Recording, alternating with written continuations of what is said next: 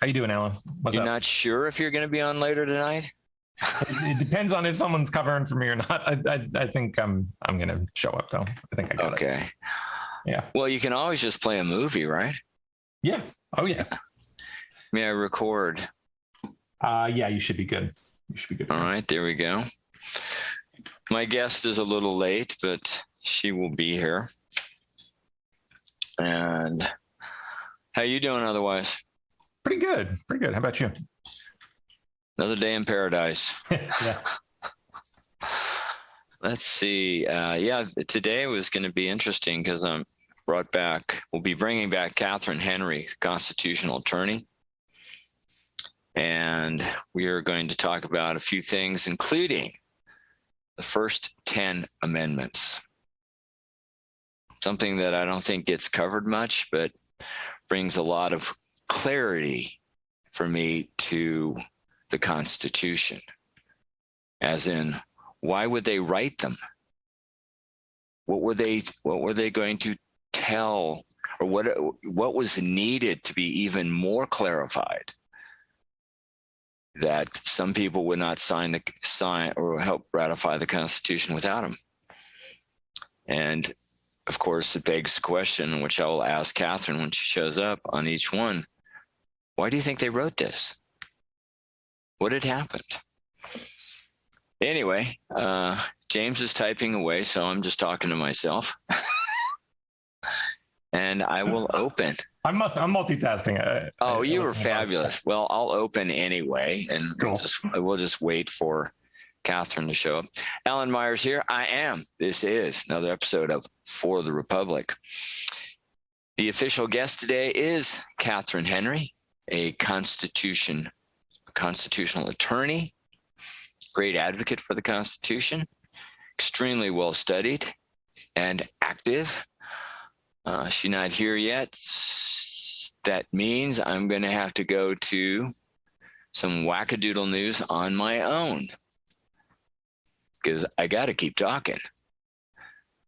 And I will probably come back to these, because the reason I brought them in is because I think they have some connection to the Constitution. And James, you're welcome to chime in if you're listening and you think it's interesting.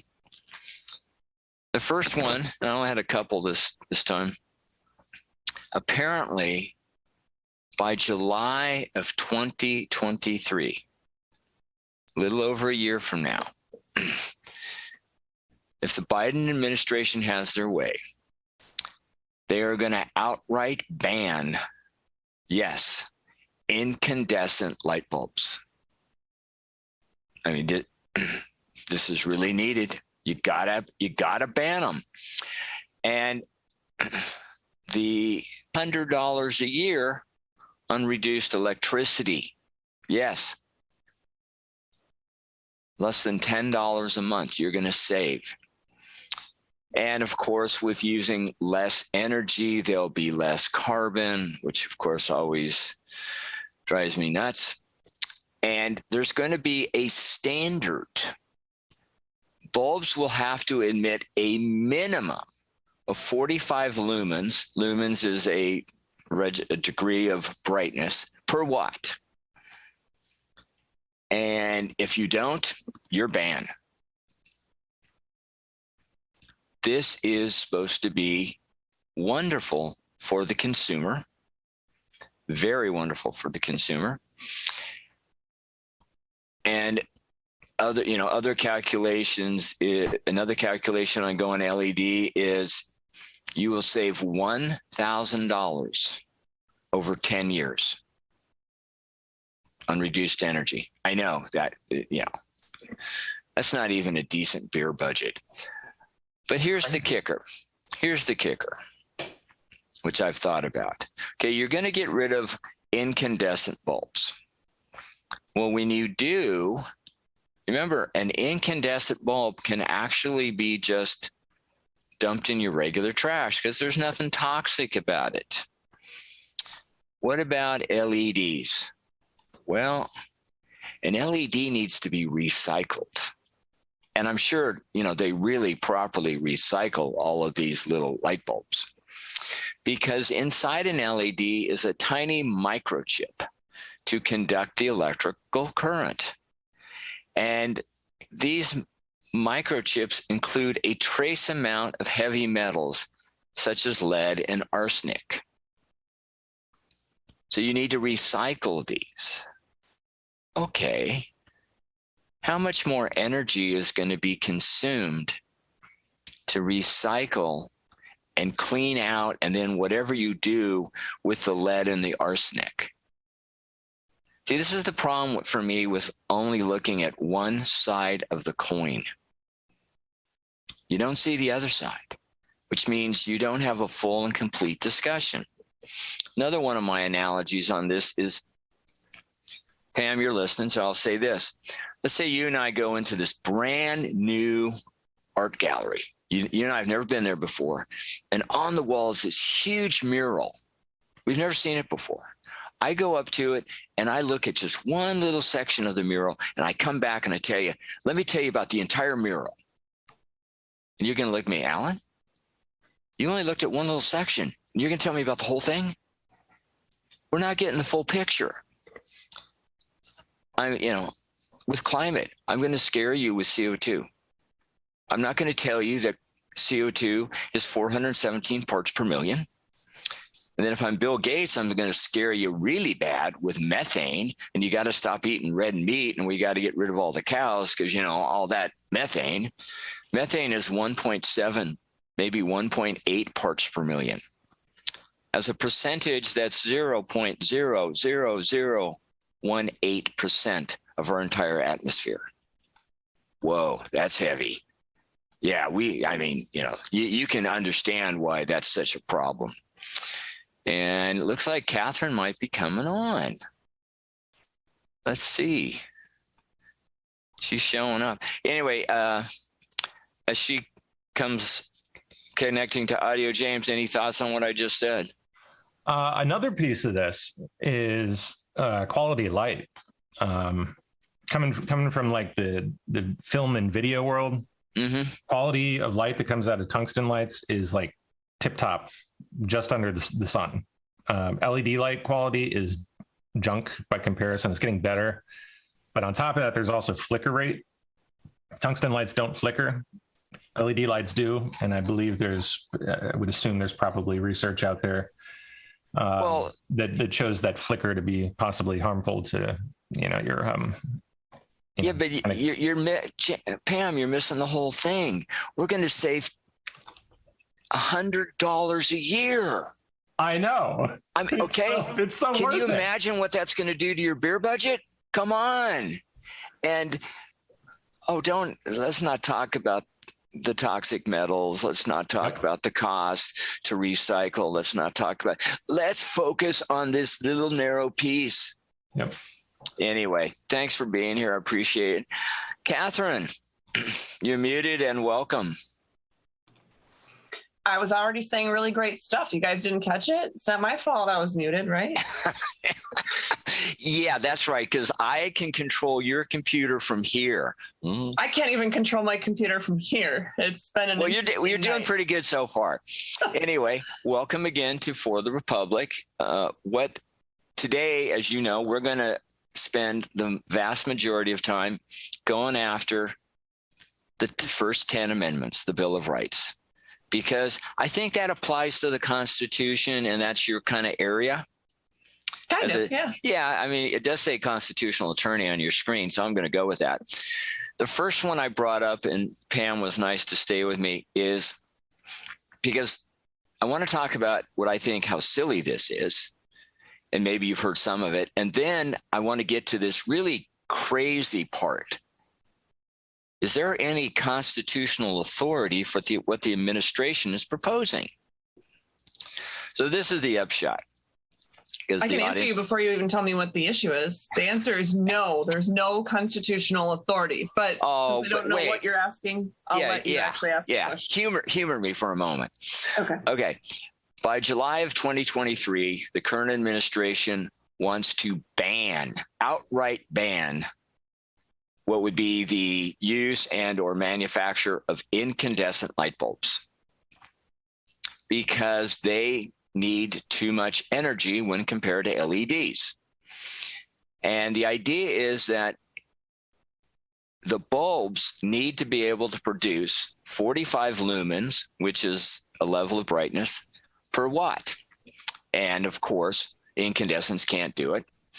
And by moving to LEDs or something else, you're going to save a tremendous amount of energy that may amount to a reduction, a savings of up to $100 a year for you. That's fantastic. Wow, $100 a year. And I'm not going to be, I'm not going to be really sucking up those watts. My problem is, because I looked this up, is that LEDs have a little microchip in them. And this microchip has trace amounts of heavy metals, such as lead and arsenic. Now, it's my understanding lead and arsenic are not really good for human consumption. I'm not a medical doctor, but I'm going to say, okay. So that means these little light bulbs, a gazillion of them, are going to need to be recycled. So they somehow will get the bad metals out. I don't know what they're going to do with them, but we definitely want to keep using lead and arsenic in what we use.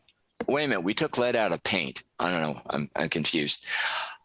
How much energy? We figured out how to stop eating paint, but we didn't figure out how to stop eating light bulbs. There you go. How are we going to, or what is the additional cost to recycle these? A consumer may save $100 a year on electrical consumption and reduce its carbon footprint, whoopee. But whoever has to recycle these, how much more energy is going to be needed? What energy is going to be used? And how are you going to eventually deal with all this new lead and arsenic in the system? So that's the issue. The overlay is, and I know what you're going to say, but I'm going to ask it anyway.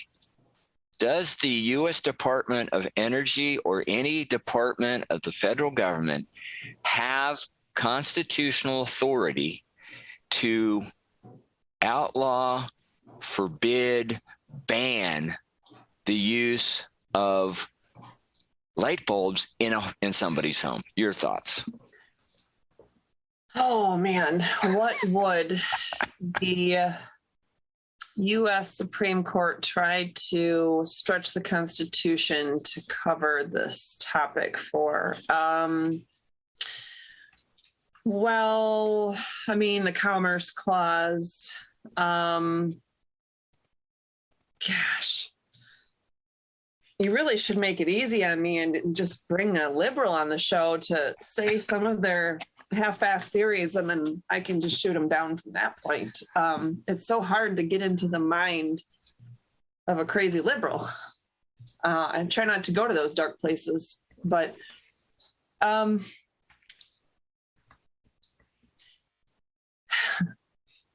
well, man, there is so much to say. I guess there's an analogy that seems possibly fitting, but so if you have, there's science behind saying that there's going to be some benefit, and it's going to be better for the environment and all that other fun stuff. So there's, a lot of scientists out there, especially ones employed by the current administration, that would say this is what we need to do and here's why. And so they're going to tell you it's settled science, right? I've heard that phrase before. Yes. And it's in context of, say, I don't know, medical treatments for pandemic, things like that. I mean, it would never happen, I realize.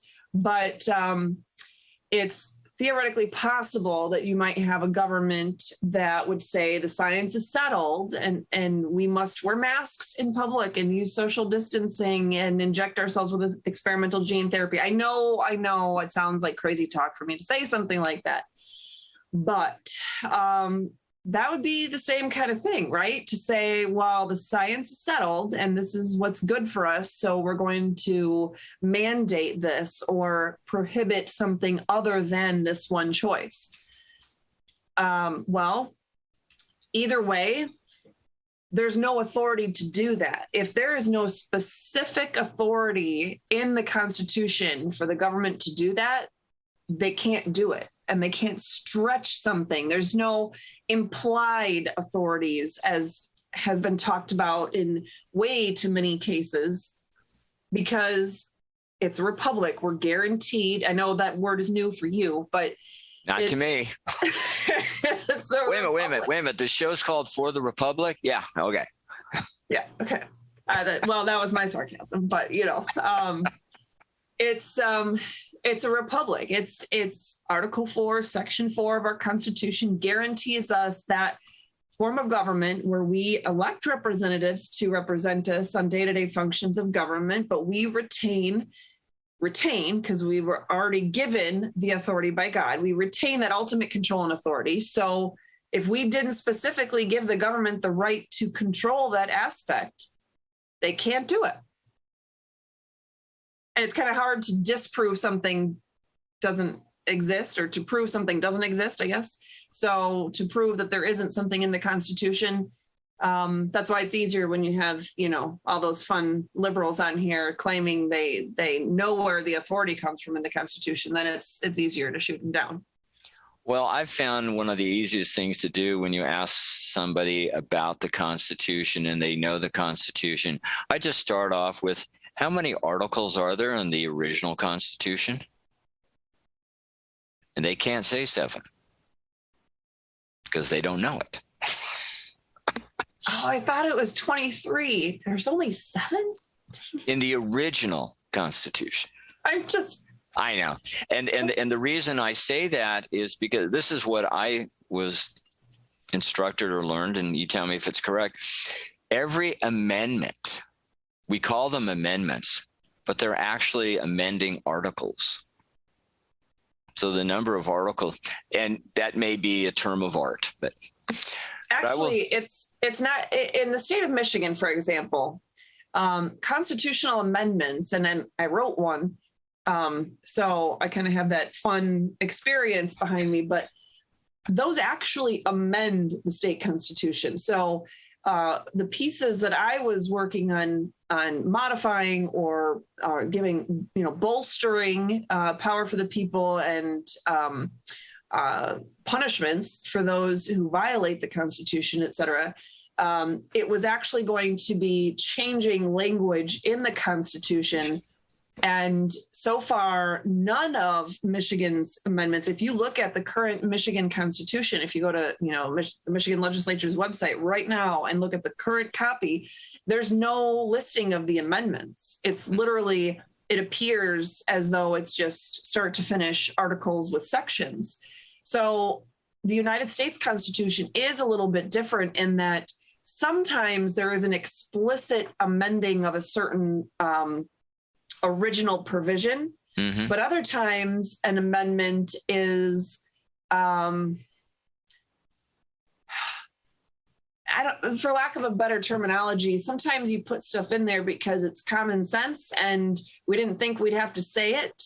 But for example, I would say our Constitution was perfectly fine the way that it was written without specifically guaranteeing people of, the right to vote regardless of skin color, because it shouldn't have been a thing. Everybody should have been able to vote regardless of skin color from the very first day.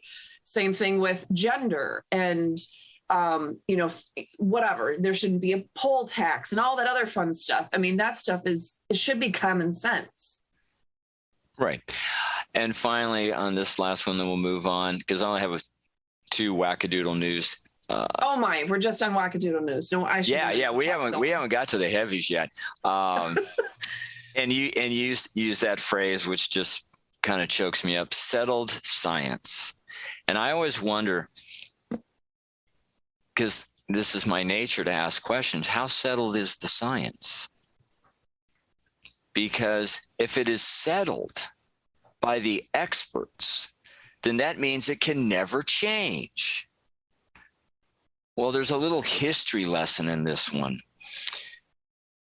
There was a person went by the name of Galileo. You may have heard of him. And he was after Copernicus, but he was in Italy, and he had the audacious attitude to say that everything, including the sun, revolved around the earth. No, he didn't say that. The experts said that.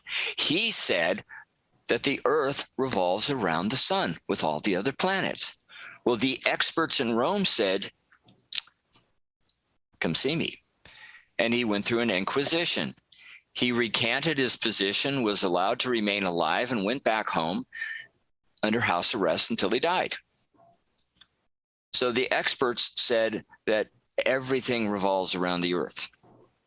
That was settled science. Apparently it got unsettled. When somebody locks down on science, you got to have a really good reason why. And they haven't proven it. And I did this example with Pam, and I'll do it with you. Let's say you and I go to a brand new art gallery. You and I have never been there before. And on the wall is this huge mural, okay? I go up and I look at one little area of this huge mural. I come back and say, Catherine, let me tell you about the whole mural. And you're going to look at me like, what? You looked at one little piece and you're going to tell me about the whole thing? We don't get the whole story.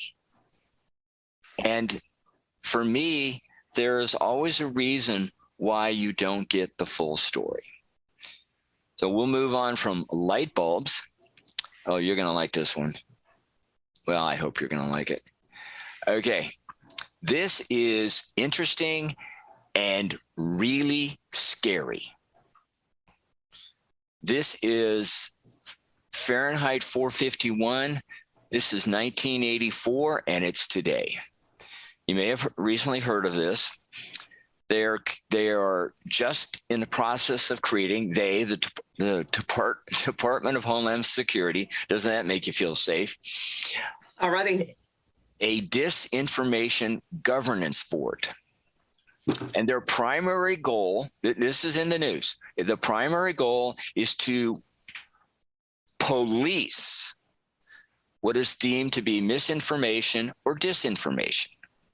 And this group, this board, agency, whatever, department, is going to have the full strength, of the Department of Homeland Security behind it.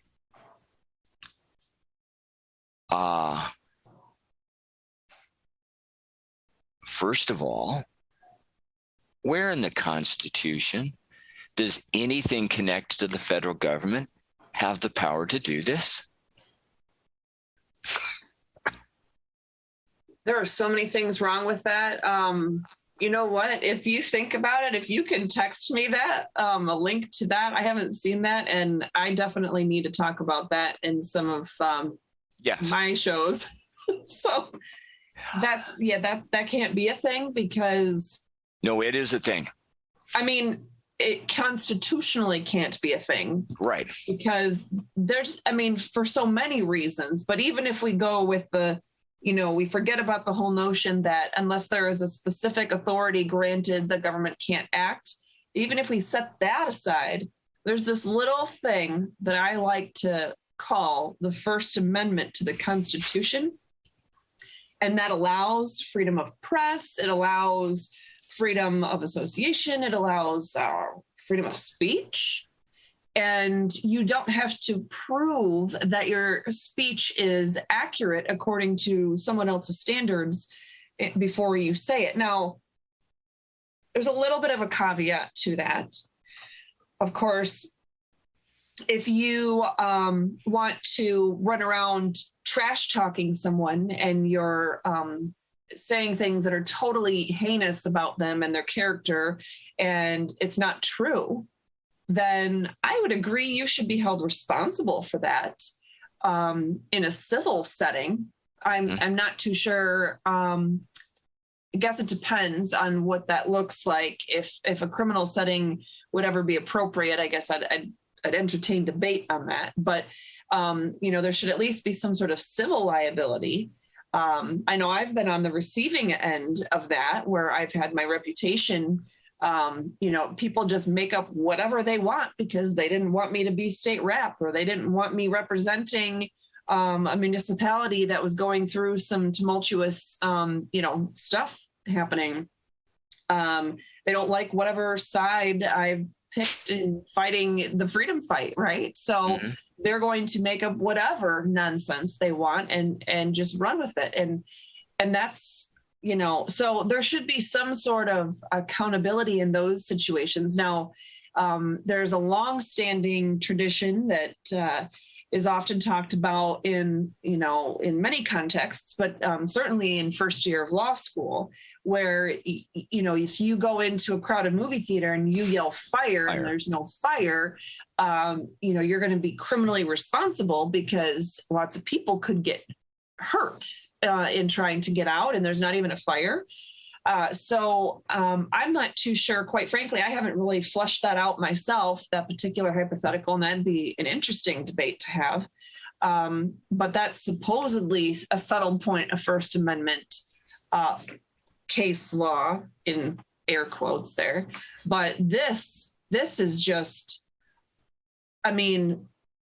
what is misinformation? Well, according to YouTube and Facebook, a vast majority of the things that I've put out in the last 2.5 years is misinformation, because if it's the Constitution, it's deemed medical misinformation that YouTube doesn't want on my channel, and I get put in timeout.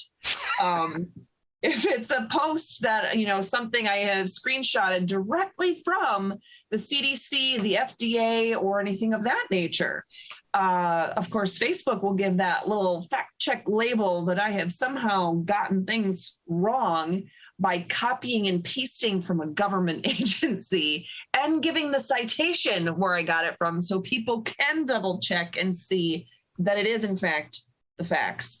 But so if that's where we're going with things, clearly it is. There's no denying that's what we're talking about. It would just be brought from the massive tech giants into actual government. There's no justification for that. And I don't care what side of the political spectrum you're on. Let me put it this way. When I was serving on the 7th largest township board in all of Michigan, quite a few, we had over 50,000 people in our township. It was just about a year ago, just under a year ago, probably, we were doing the vote for a Memorial Day parade. And it was going to be a last minute thing because the organization that was putting it on decided they couldn't put it on last minute. And so this brand new organization, Ottawa Impact, wanted to come forth and take the parade on and ran with it. In fact, I should check to see if they're doing it this year. But at any rate, I didn't think it would be a split vote, but it actually was a split vote. Some people actually voted against this new organization doing it. So at any rate, this organization did it. They put it on this great event. I wasn't able to make it, but my husband and my daughter did. And I heard that it was like the best event that Hudsonville had ever seen. And there were people complaining, emailing us quite angry letters about the fact that Michigan for Vaccine Choice is an organization of which I'm a part of, proudly, but they had a float in the parade. And I didn't get to see the float, but the problem wasn't so much with really how it looked, but rather the fact that it was there, the fact that they had any kind of message suggesting that you should be considering researching what you put into your body before injecting yourself. That's literally all Michigan Vaccine Choice has ever advocated for. And that is a message that these people felt so adamant about that they were sending, quite frankly, threatening messages at times.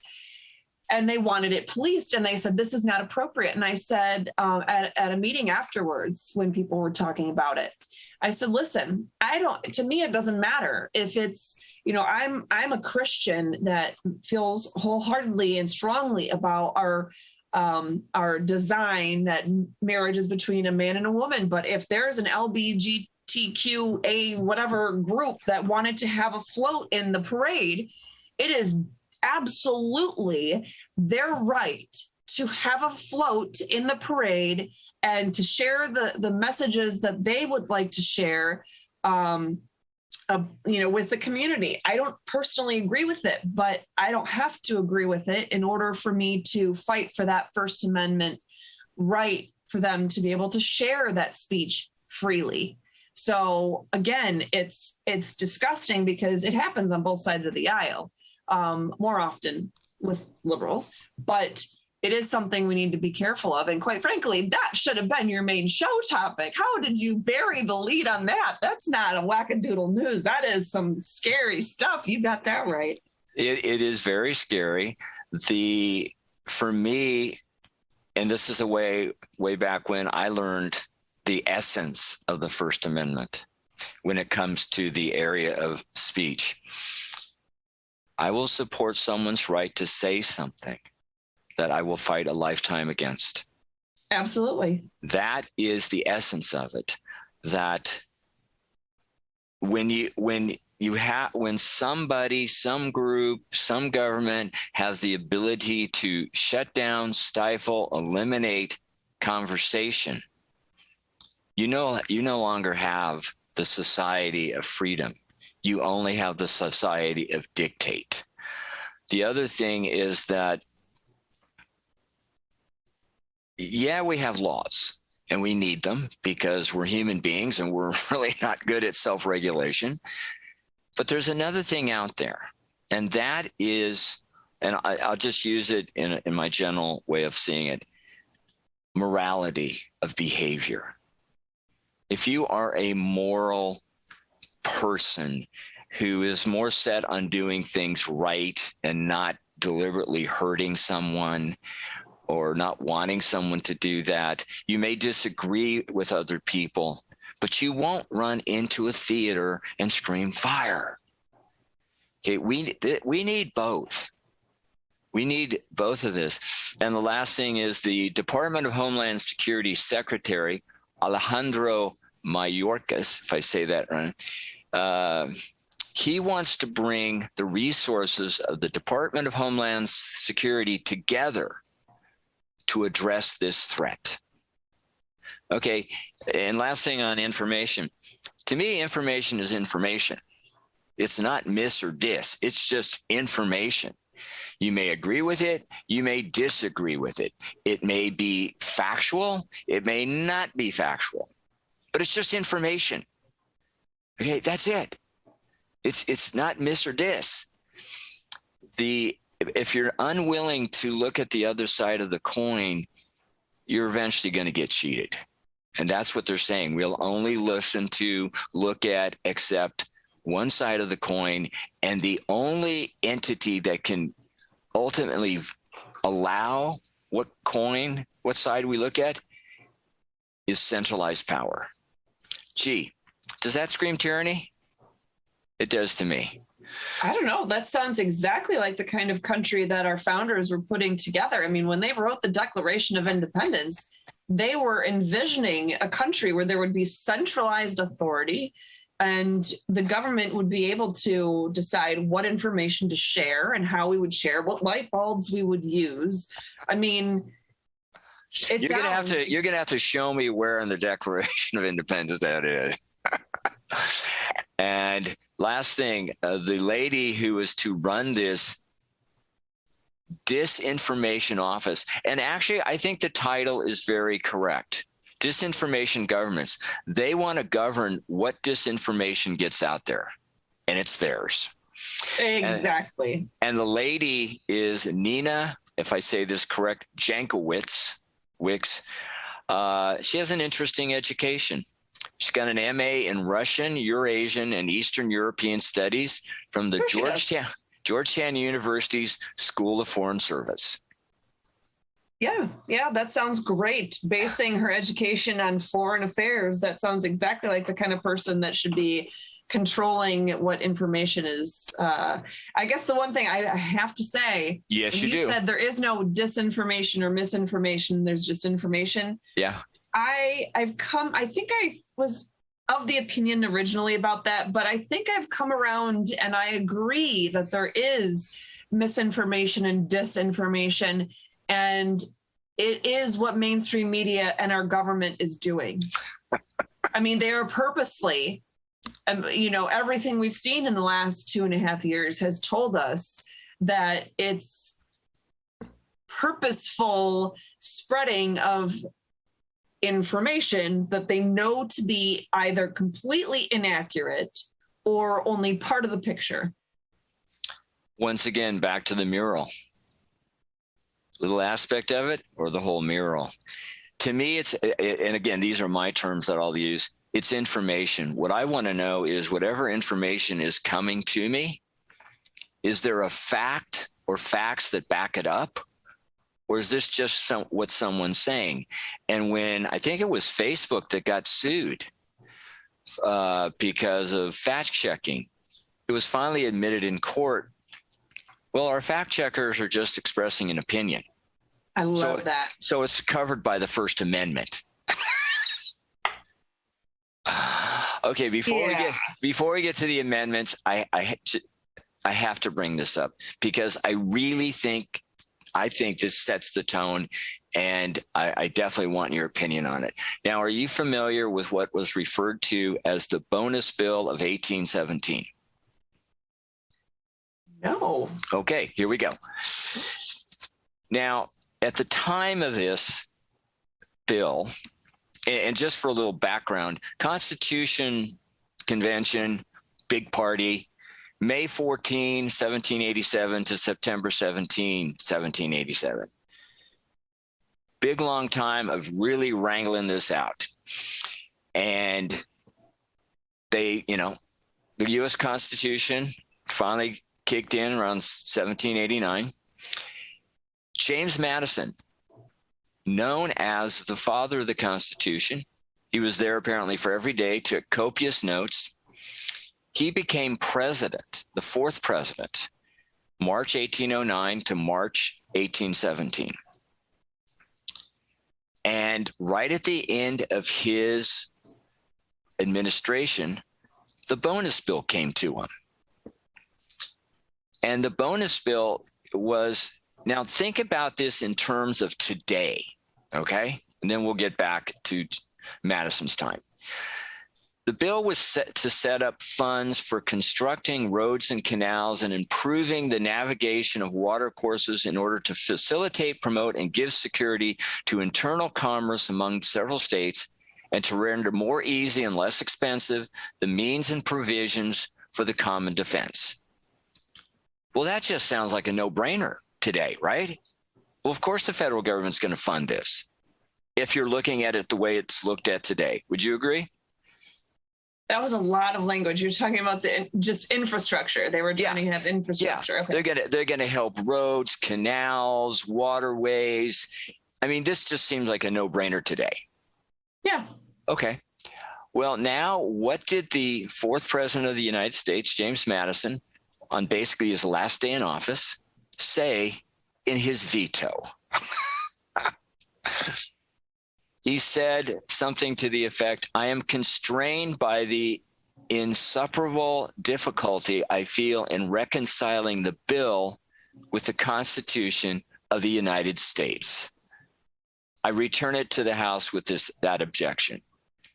He vetoed the bill because there's no such power in the Constitution for infrastructure. For him to say this is okay, which begs that, because people keep talking about the common good, the general welfare, whatever. Here is the father of the Constitution, fourth president of the United States, saying what you're asking for is not allowed by the Constitution. You think he knew it? I think he knew it. I would think so. Yeah. And so that tells me that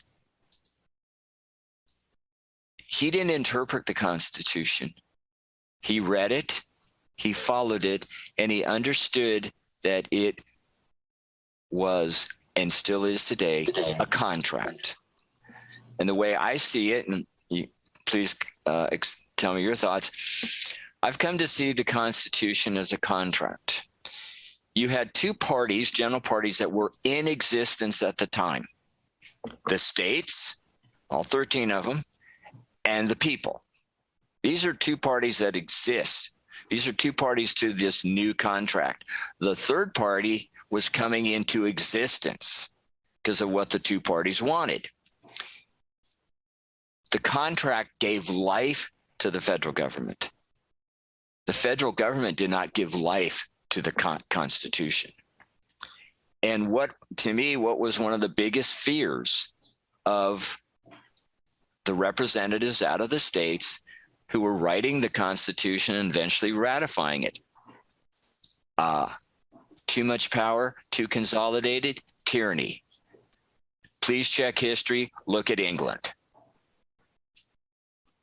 This attitude has been lost, I believe, that we forget because we have not been educated properly. Thank you, Department of Education.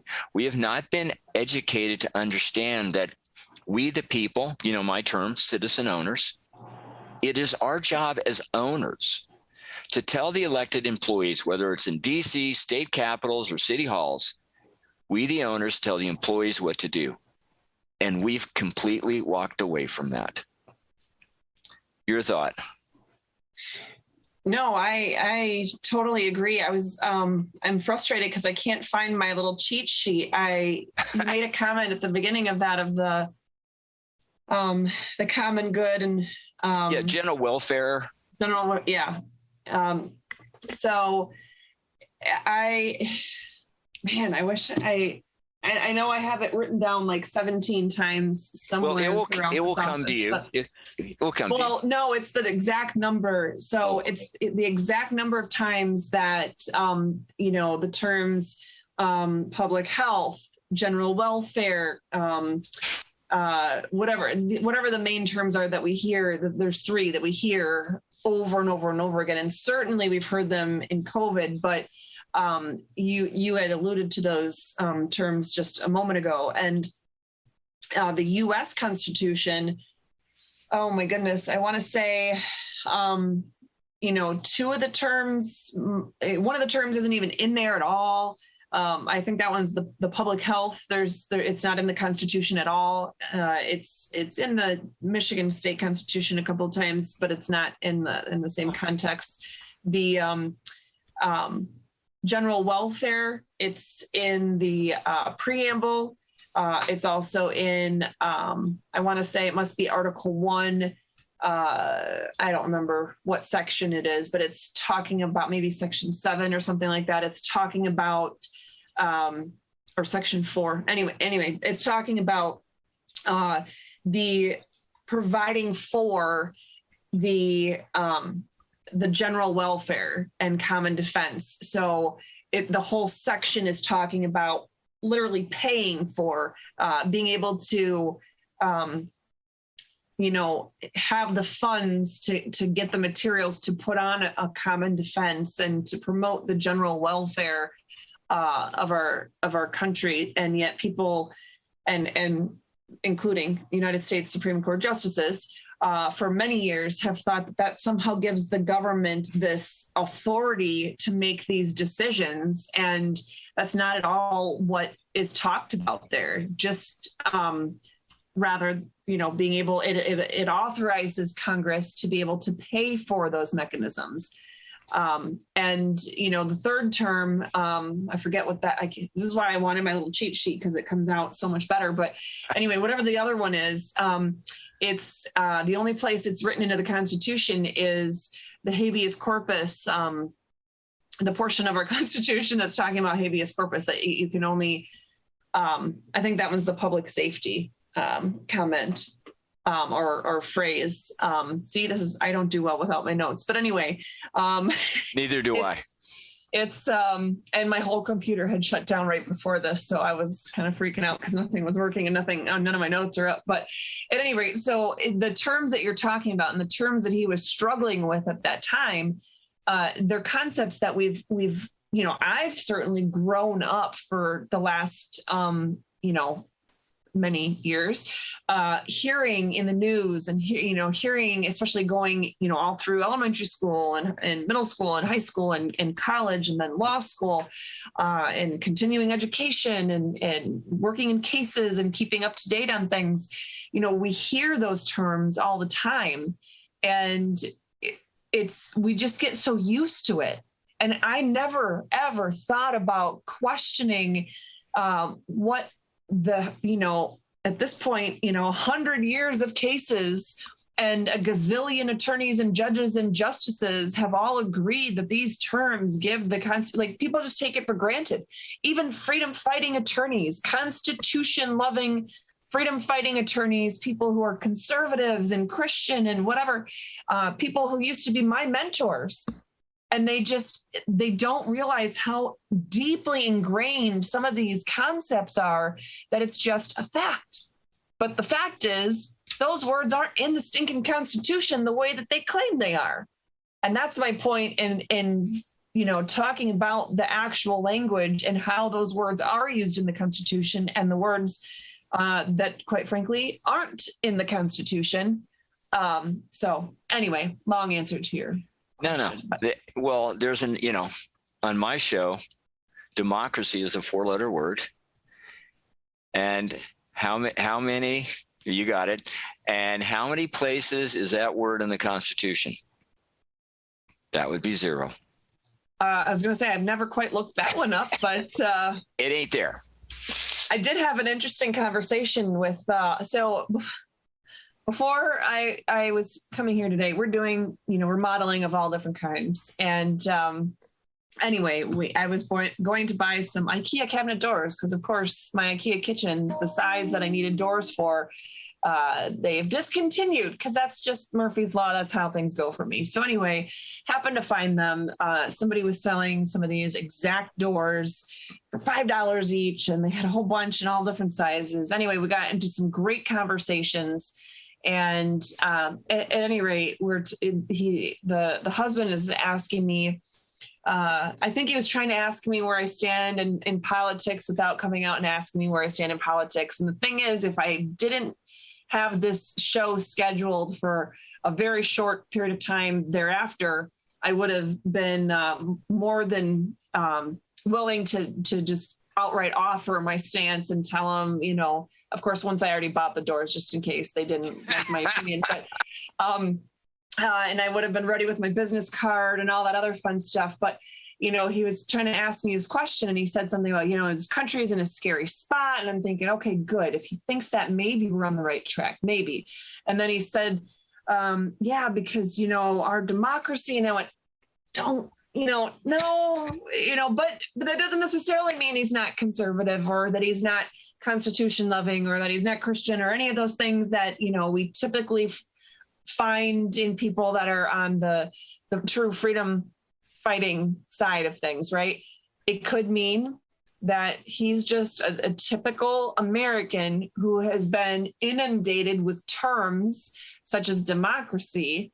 Quite frankly, myself, I would have been in the same category probably just 3 or 4 years ago or 6 or something, but relatively, not that long ago. So it's just funny because here I'm standing face to face with this guy who is clearly intelligent. He's an engineer by trade, fairly newly retired, also relocated to Florida. And, we got to talking about all these crazy things, and it was a great conversation. And I would have loved to see it through a little bit more. Like I said, if it wasn't for this show, I'm having to race home to be on here, I would have done that. But man, it was something that, those words that you just don't even think about, you take for granted. And now I hear them, like the word democracy, and I'm like,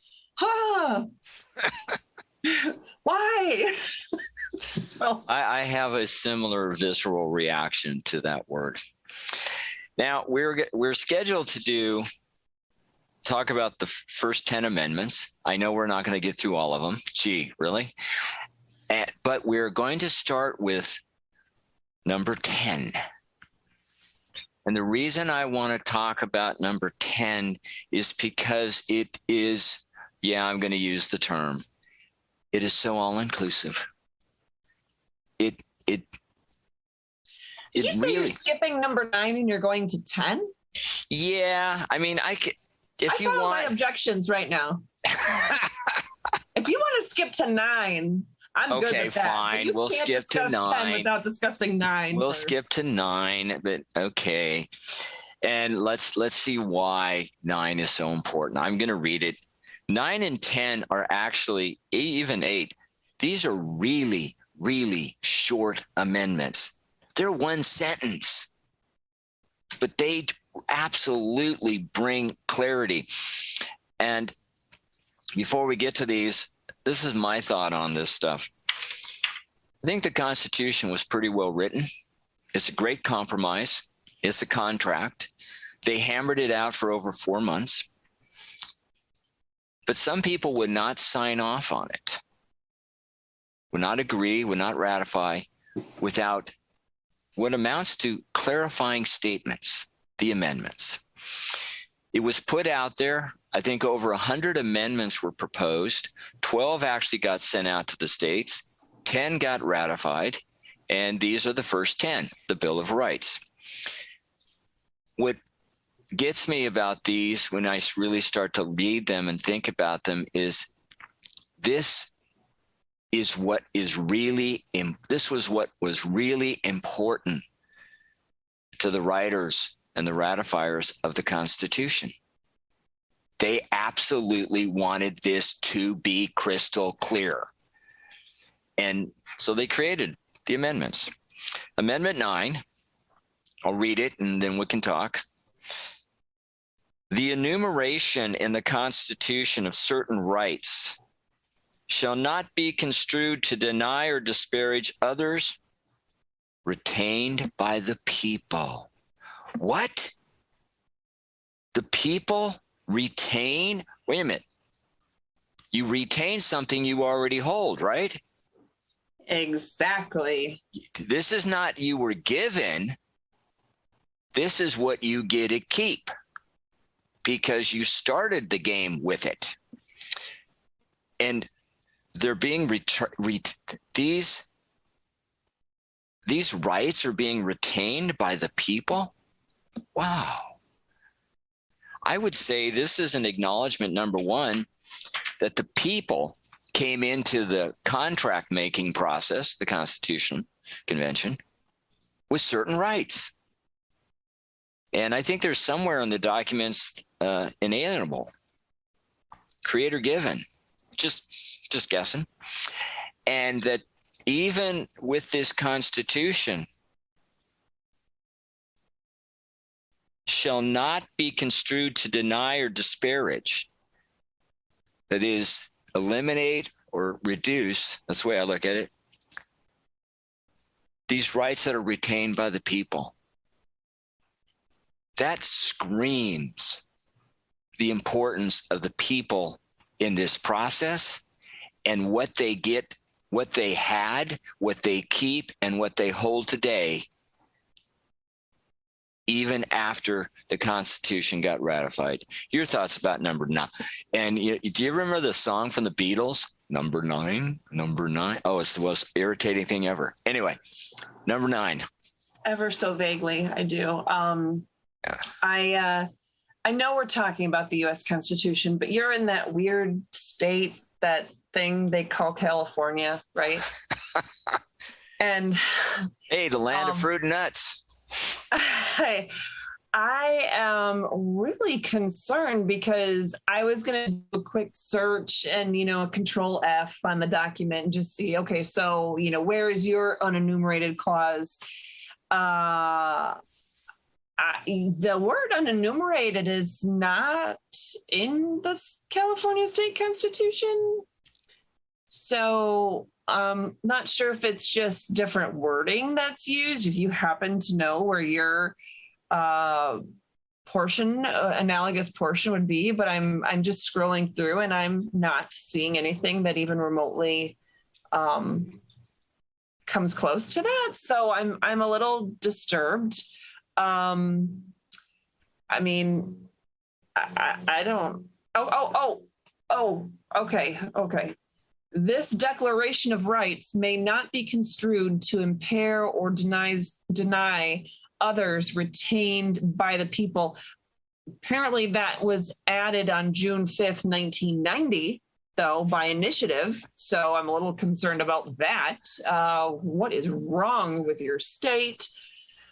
But anyway, okay. So I do feel a little bit better. You have to understand, because it really, to bring clarity to this, you have to understand we're too busy with beaches in Hollywood. Okay, this takes up a lot of time, and it's really important. So beaches are very important. I mean, that's why I moved to Florida. In fact, I have a totally uneven sunburn / tan thing going on, and I was sweating most of the day because, it's like 80 something degrees and I had to go walk on the beach and get clarity. So, there you go. All right. Well, and in all fairness, I have to interject humor or, my pretend humor when I can. And I was talking with a good friend of mine in Michigan. And actually, it's the founder of that Ottawa Impact group I was telling you about with that parade from last year. But anyway, he sent me a picture of something he was working on in Michigan, where he lives on this little lake, and he was building a retaining wall so he can essentially have beach. So he's basically trying to make beach where it's just lake, so it's like dirt and then water. And he's trying to make that beach sandy area. And I said, you could stop all that work that you've been doing for 2 years or more and just move on down here to Florida, and I'll share all my beaches with you. And his response was amazing. He said, I heard the guy that built those is kind of solid guy. And I was like, yeah. And I think he did it in less than 7 days. I mean, it was amazing. Anyway, so I just couldn't help myself. You talk about beaches. That's good. Bring that up. But, yeah. So for those your thoughts on Ninth Amendment, right? And for those who might be listening from a connection in Michigan, it'd be Article 1, Section 23 has the exact same language with additional comma in there. But the unenumerated clause is something that, honestly, I don't think, I could be wrong. I'm trying to remember my frame of mind. I really don't think I ever even knew about before, say, 3 years ago. Certainly before 10 years ago. I mean, and I've been an attorney for a lot longer than that. It's not something you study in law school. It's not something you study in college or high school. It's not something you really study. And I don't know why, because it should start with that. I mean, we retain our rights. So we had this list of things that we saw were specific grievances that had been concerns, specific problems we were trying to address from the land we left, essentially, to this land we were creating, this new structure, this new government. And we wanted it to be good and great. We wanted it to be successful. And so we set it up the way that we did. And knowing that, we still had to create these carve outs or, like, okay, so you have this power, but, you can't do this and you can't do this and you can't do this. And we have this. And it's because of what had happened, the lessons that history had shown us, that you need to make these things clear because this is what happens. So then you get to the Ninth Amendment and it's like, okay, so we have this stuff listed and it's great. You have the right to be silent and not, have to speak against yourself in a court of law. You have the right to assistance of counsel. You have the right to speak freely. You have the right to free exercise of religion and freedom of press and the right to bear arms and not to have to quarter soldiers and the right against double jeopardy and cruel and unusual punishments and, a right to trial by jury and to know the allegations against you and get witnesses compelled to, subpoenas and all that other fun stuff, right? There's some really good stuff in amendments 1 through 8.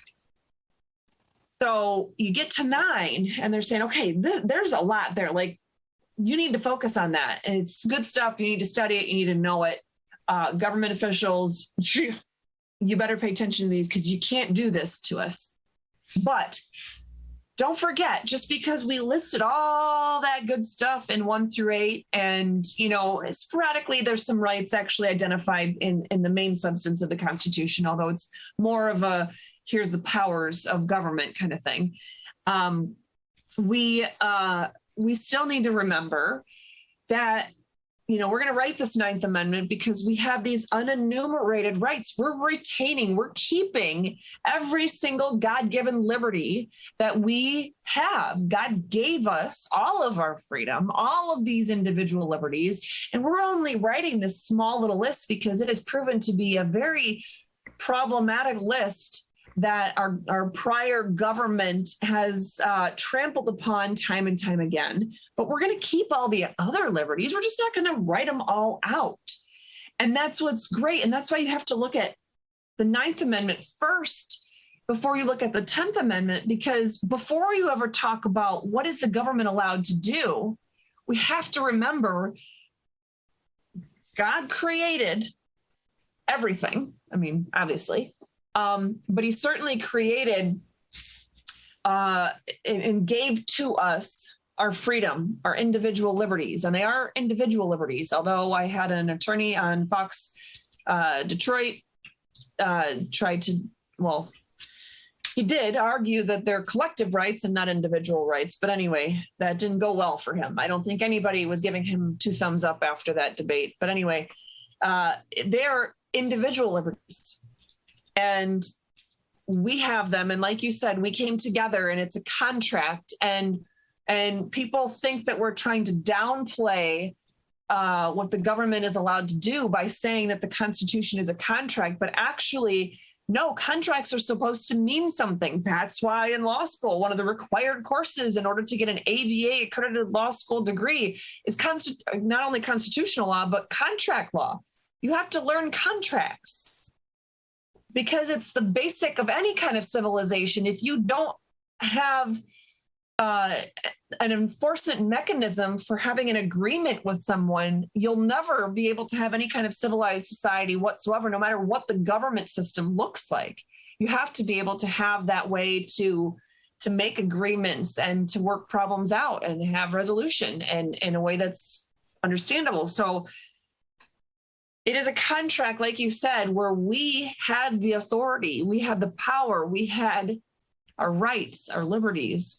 And so we retained our individual liberties, and we only gave specific powers to the government in order to do certain specific functions.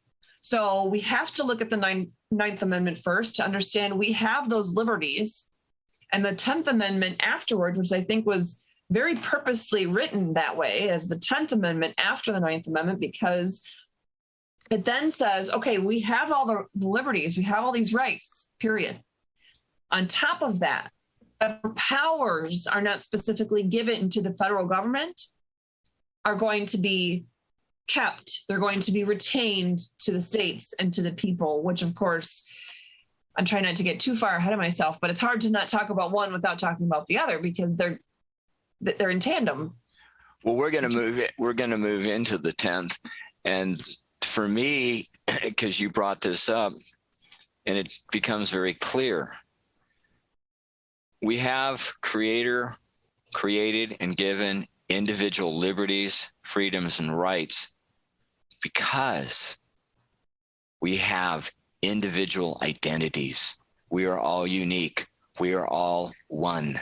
You know, even if you have twins or triplets, you'll know that they're not the same people, no matter how much they look alike. We are all individual by nature. Therefore, we all have individual liberties.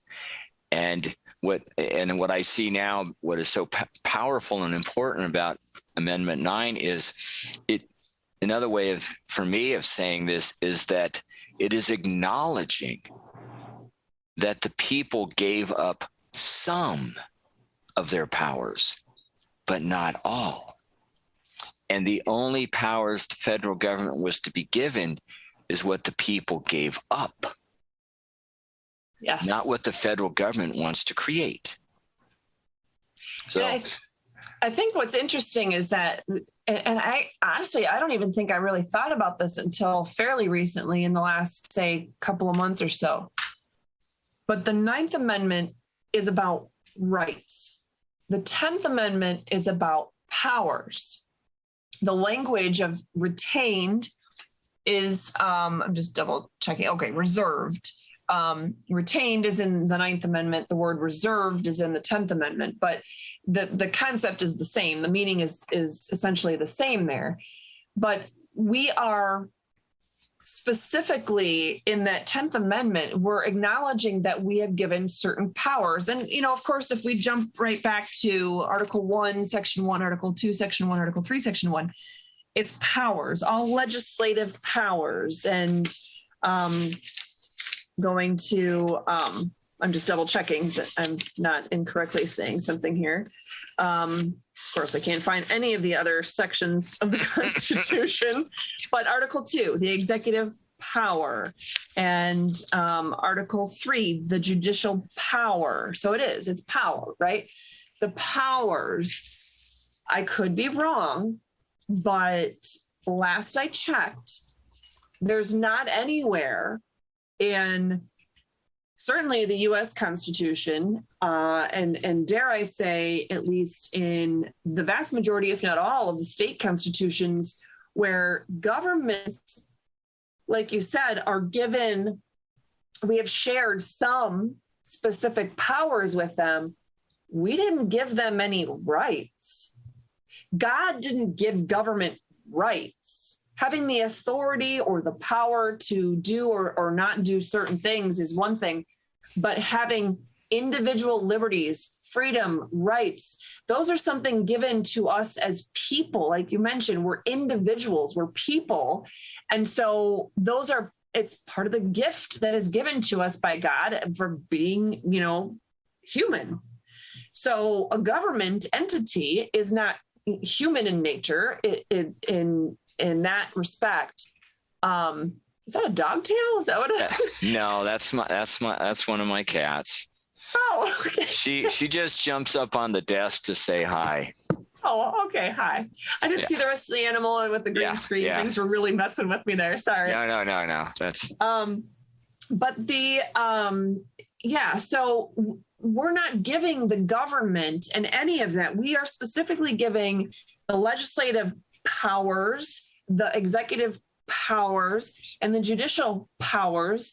Nowhere in there is it talking about, well, we're going to give the president the right to XYZ. We're going to give Congress the right to XYZ, even to state governments. It's talking about the states having the powers, not talking about states having rights, because governments don't have rights.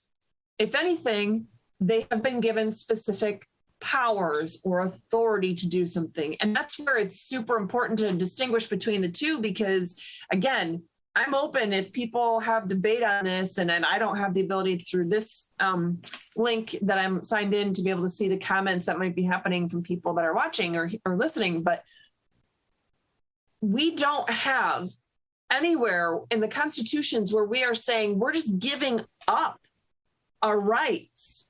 In fact, I would say, dare I say, that if you look at the Declaration of Independence and the preamble of the Constitution, it's very clear that the whole reason why we have the Constitution, why we created a federal government or even state governments or any government, is simply so that we can live together in an organized society in a way where my exercising my individual liberties and freedoms is not infringing upon your exercise of your individual liberties or freedoms. So we're not giving up rights and giving them over to the government to do some sort of job. No, the government doesn't need to have any of those rights. And no, we're not intentionally giving up rights. We're just trying to make sure that our exercise of rights is comparatively or proportionately not trampling the rights of our neighbor. Wouldn't you say? Or is there? when you started on this, I typed in power is not the same as rights. And I think this really becomes clear now that we've had this discussion. Rights, as you said, these come from the Creator and they're gifts to the people. We are the recipients of rights, but we cannot gift rights. We can gift power. Power and rights are not the same. Rights are specific to an individual. Government is not an individual. And they were really being, though they didn't, I wish there was, like some other thing. Oh, by the way, this is what we were doing with when we use these words. We didn't use these words. The rights are given. Powers are granted. And those powers can be rescinded.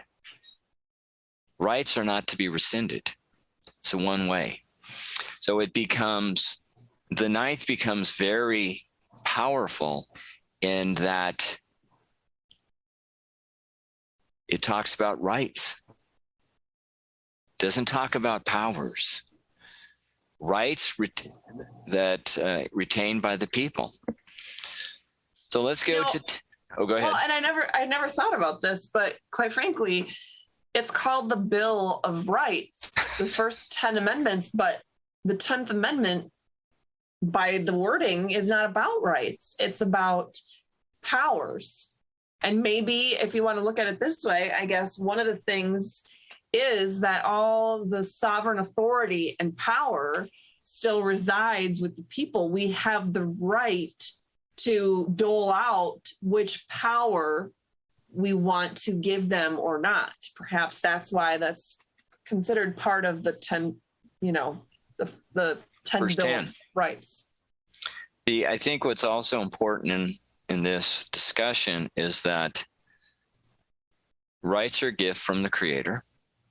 They're given to people. People create government. Government doesn't create people. Back then, the people created their individual states. They granted the states powers. Through the representatives of each state, they came up with the Constitution. The origin of the authority to do this is still the people. My term, citizen owners. The problem is we haven't been doing our job, and we've let governments go rogue. And it's time that we stop this. So the 10th Amendment, I'm going to read it. This is also a one-sentence amendment. So I think it's pretty clear. And and I'm so glad you said to do Amendment 9 first, because now it's very clear. Amendment 9 is about rights. Amendment 10 is about powers. Let's see if it is. The power is not delegated to the United States. Oh, not rights. The powers. The power is not delegated to the United States by the Constitution, nor prohibited by it to the states, are reserved to the states respectively or to the people. Basically, this tells me in a nutshell, now, we're not talking about rights, we're talking about powers. And if the powers were not delegated to the United States, being the federal government, by the Constitution, and there's no prohibition in the Constitution, then it all belongs to the states or the people, which tells me that the powers granted to the federal government are limited and enumerated. And since this is a contract, and that's why I keep calling it a contract. Contracts, as I would know, you read, you understand, and you follow. There is no interpretation in contracts, because if there is, it ain't a contract. It's a wish list or something. So I find now I find 9 and 10, they go hand in hand, and the 10th really sets the tone for the first 8. Your thoughts, Katherine? Yeah, exactly. That's why I had to give you a hard time about jumping to the 10th, not talking about it in context of the 9th, because, and it's funny because I've been actually talking about the 9th Amendment for, at least the last 2 solid years, doing, videos to people all over the country, even the world, but mostly in Michigan, as we were fighting these government mandates and things like that. And Lori saved me. She sent me the screenshot of the whiteboard I had done for one of my presentations that became kind of the famous thing. And some random person who was watching that had typed it up and done the same, using the same colors that I had used for marker on my whiteboard. But it says right in the center of the board, essentially, Article 1, Section 23 of the Michigan Constitution, 9th Amendment to the U.S. Constitution. I didn't even talk about the 10th Amendment there, because what it boils down to is, all these mandates, or what the government's going to do with light bulbs, or, the thought police or the disinformation police or any of that other stuff. It all boils down to the fact that, number one, we have rights. We as individuals are given rights. Government officials are not given rights. And what people talk about, quite frankly, look at it this way. I know you've heard this term, states' rights. People talk about states' rights. States don't have rights. Localities and municipalities don't have rights. Cities don't have rights. Government entities have power or authority, but they don't have rights. It's we the people that have those rights as individuals. And it's not to say, okay, well, it's an either or. If we're talking about individuals, then we're talking about rights. And if we're talking about the government entities, then we're talking about powers. No, that's not it either, because the people are the ending words of both of those short sentences, the 9th and 10th Amendment. So in the 9th Amendment, we're saying, hey, we are retaining all of our rights, not just the ones we've enumerated. But in the 10th Amendment, we're saying, yeah, we will give you certain powers, federal government, and by implication, the state governments will have powers. But the very ending of that sentence, the thing that rounds it all out, we, the people, are retaining. We're reserving. Reserving is essentially the same concept as retaining. Is it begins with us. The power begins with us. We're not creating power for us, for we the people, by drafting this contract or amending it. We are reserving and retaining these rights and these powers as we the people. So what we have not specifically given away, we are reserving to us. So it's not just individual. If it's talking about individuals, it's rights. It's talking about government entities, it's power. No, we the people underlie it all. So I think it's an important and often understated concept. And just in case anybody was listening to me, scramble at the beginning and talking about my 3 concepts and how I couldn't remember anything, but I was telling you that the one was in habeas corpus and then health was 0. I was correct. So the term health is the first one. We're always talked about health. It's health, welfare, and safety. Those are the 3 terms that, we're told the government has, especially the federal government, has this power to take care of us, right? The word health, it's in the Constitution 0 times. So if it's not even in the Constitution, I'm pretty sure that means they don't have the authority to regulate anything about health. Welfare, the word welfare is in the U.S. Constitution twice, just those 2 times I talked about earlier. So I'm not totally losing my marbles. And the word safety, if we're worried about the public safety, it's only in there the one time I mentioned in terms of suspending the writ of habeas corpus only if the public safety so requires during times of war and that kind of thing. So at any rate, just in case anybody, thought I was losing it, I do have my notes in front of me and I wasn't losing it. I just didn't have all my specifics. No worries. No, I think this has been very helpful to really lay it out, including, and it's very important to understand. And I'm so glad we're having this conversation, and that federal government does not have rights. It has powers given to it by the people. State governments don't have rights. They have powers given to it by its citizens. Only people have rights because they were given to them by the Creator. Well,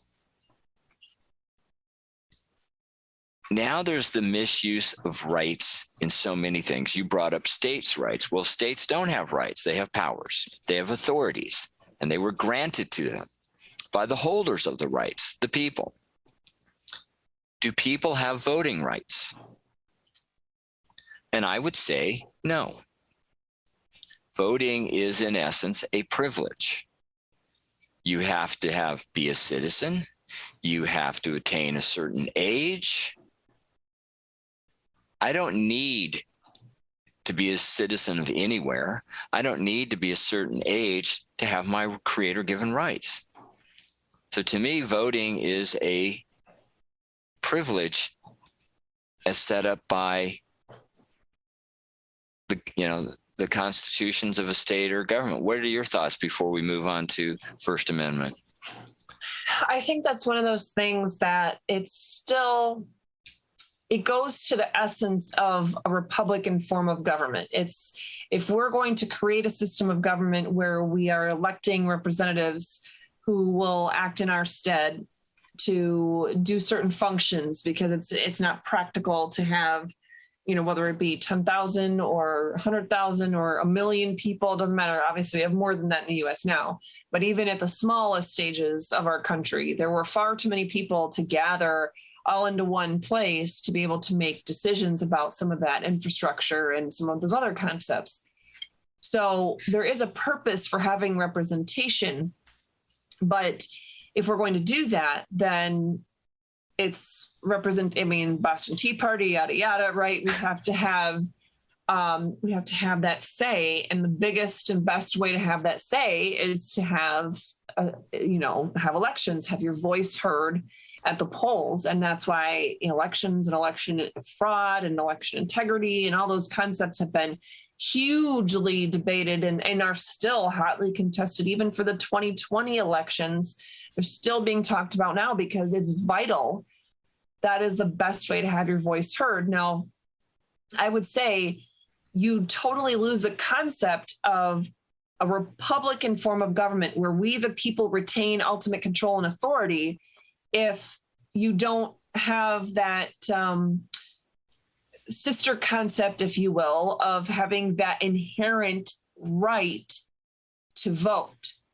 It's otherwise, if you have to somehow earn that, and I agree with you that the right to vote is, in matters of our country would be, you have to be a citizen of our country and you have to be old enough. We don't want 4-year-olds voting for president. That makes no sense. I was going to say 3, but okay, I'll go with 4. I don't even want my 8-year-old.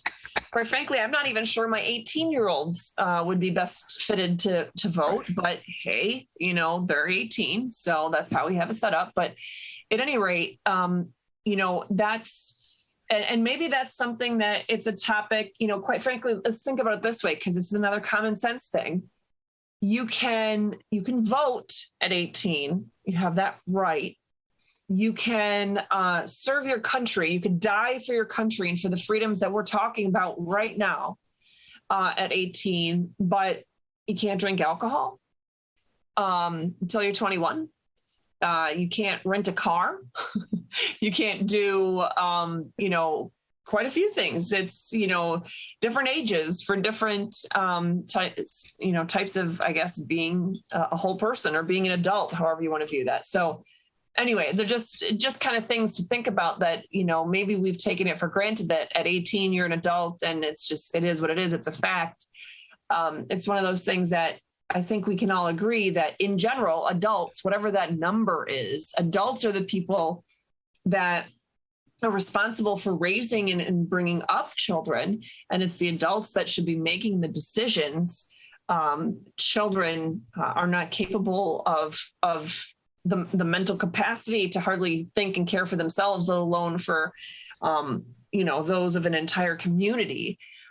But at any rate, so I think that you do have, although there are some nuances that we just went over, I think you have to, it would be unfair to say or unwise to say that you don't have the right to vote. I think you do have rights, that it's regardless of skin color, regardless of gender, regardless of age, once you're of the age of majority, regardless of financial situation, there can't be a poll tax or any of those other kinds of things.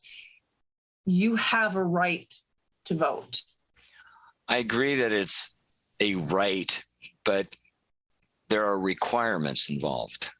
Yes. Whereas the regular creator-given rights, liberty, freedom, no age requirement.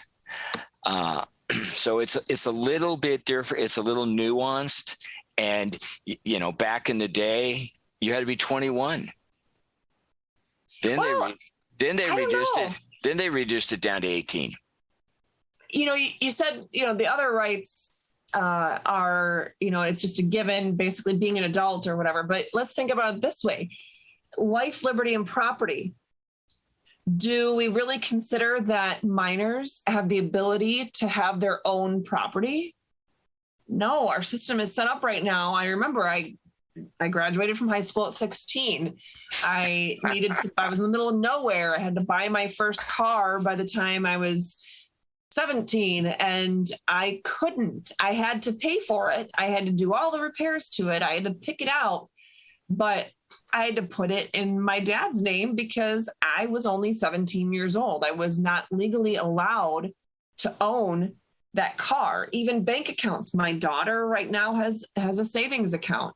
It has to have at least one parent on the account. I am on the account with her because she's under 18. Mm-hmm. So it's not that it's conditional. It's just that,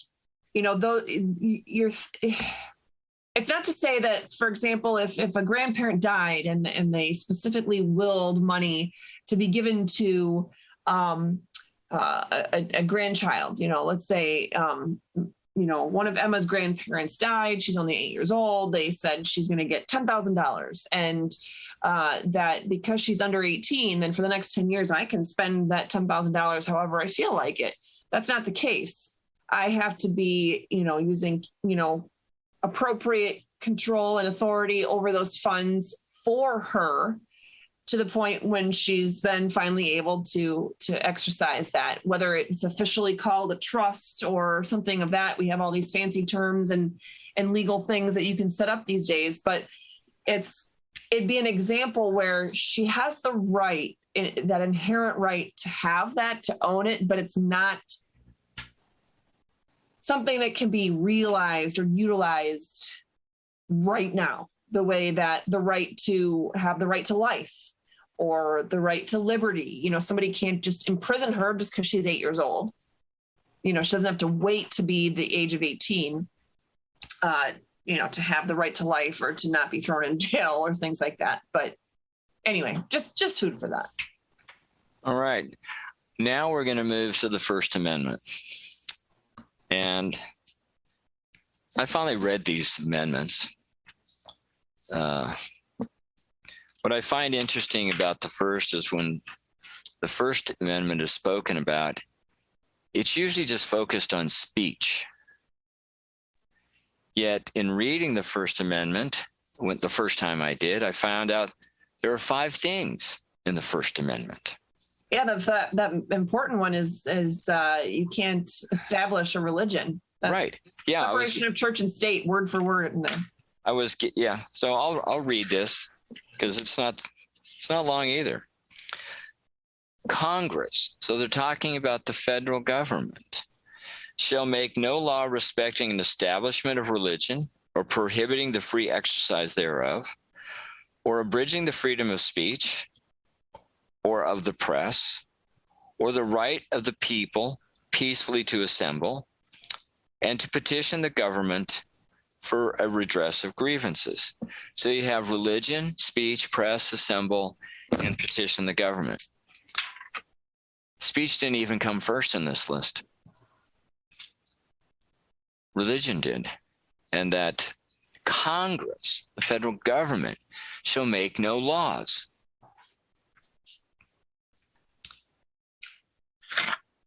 Then speech, then press, being able to write about it. Assemble, peacefully assemble. Now, I'm sure, looking back at Portland and Seattle, maybe what was described as peaceful is not what the founders thought was peaceful, as in rioting, burning, and looting. Much different, peaceful. And then petition the government. Well, think about this for a minute. Yeah, I mean, this just occurred to me, and then we'll go through them all. But okay, the First Amendment tells me very clearly that Congress shall make no law to prevent me to petition the government for redress of grievances. Yet my petition uses language that is considered disinformation. It's not accurate. It's not correct. It's not factual. It doesn't go along with the disinformation board.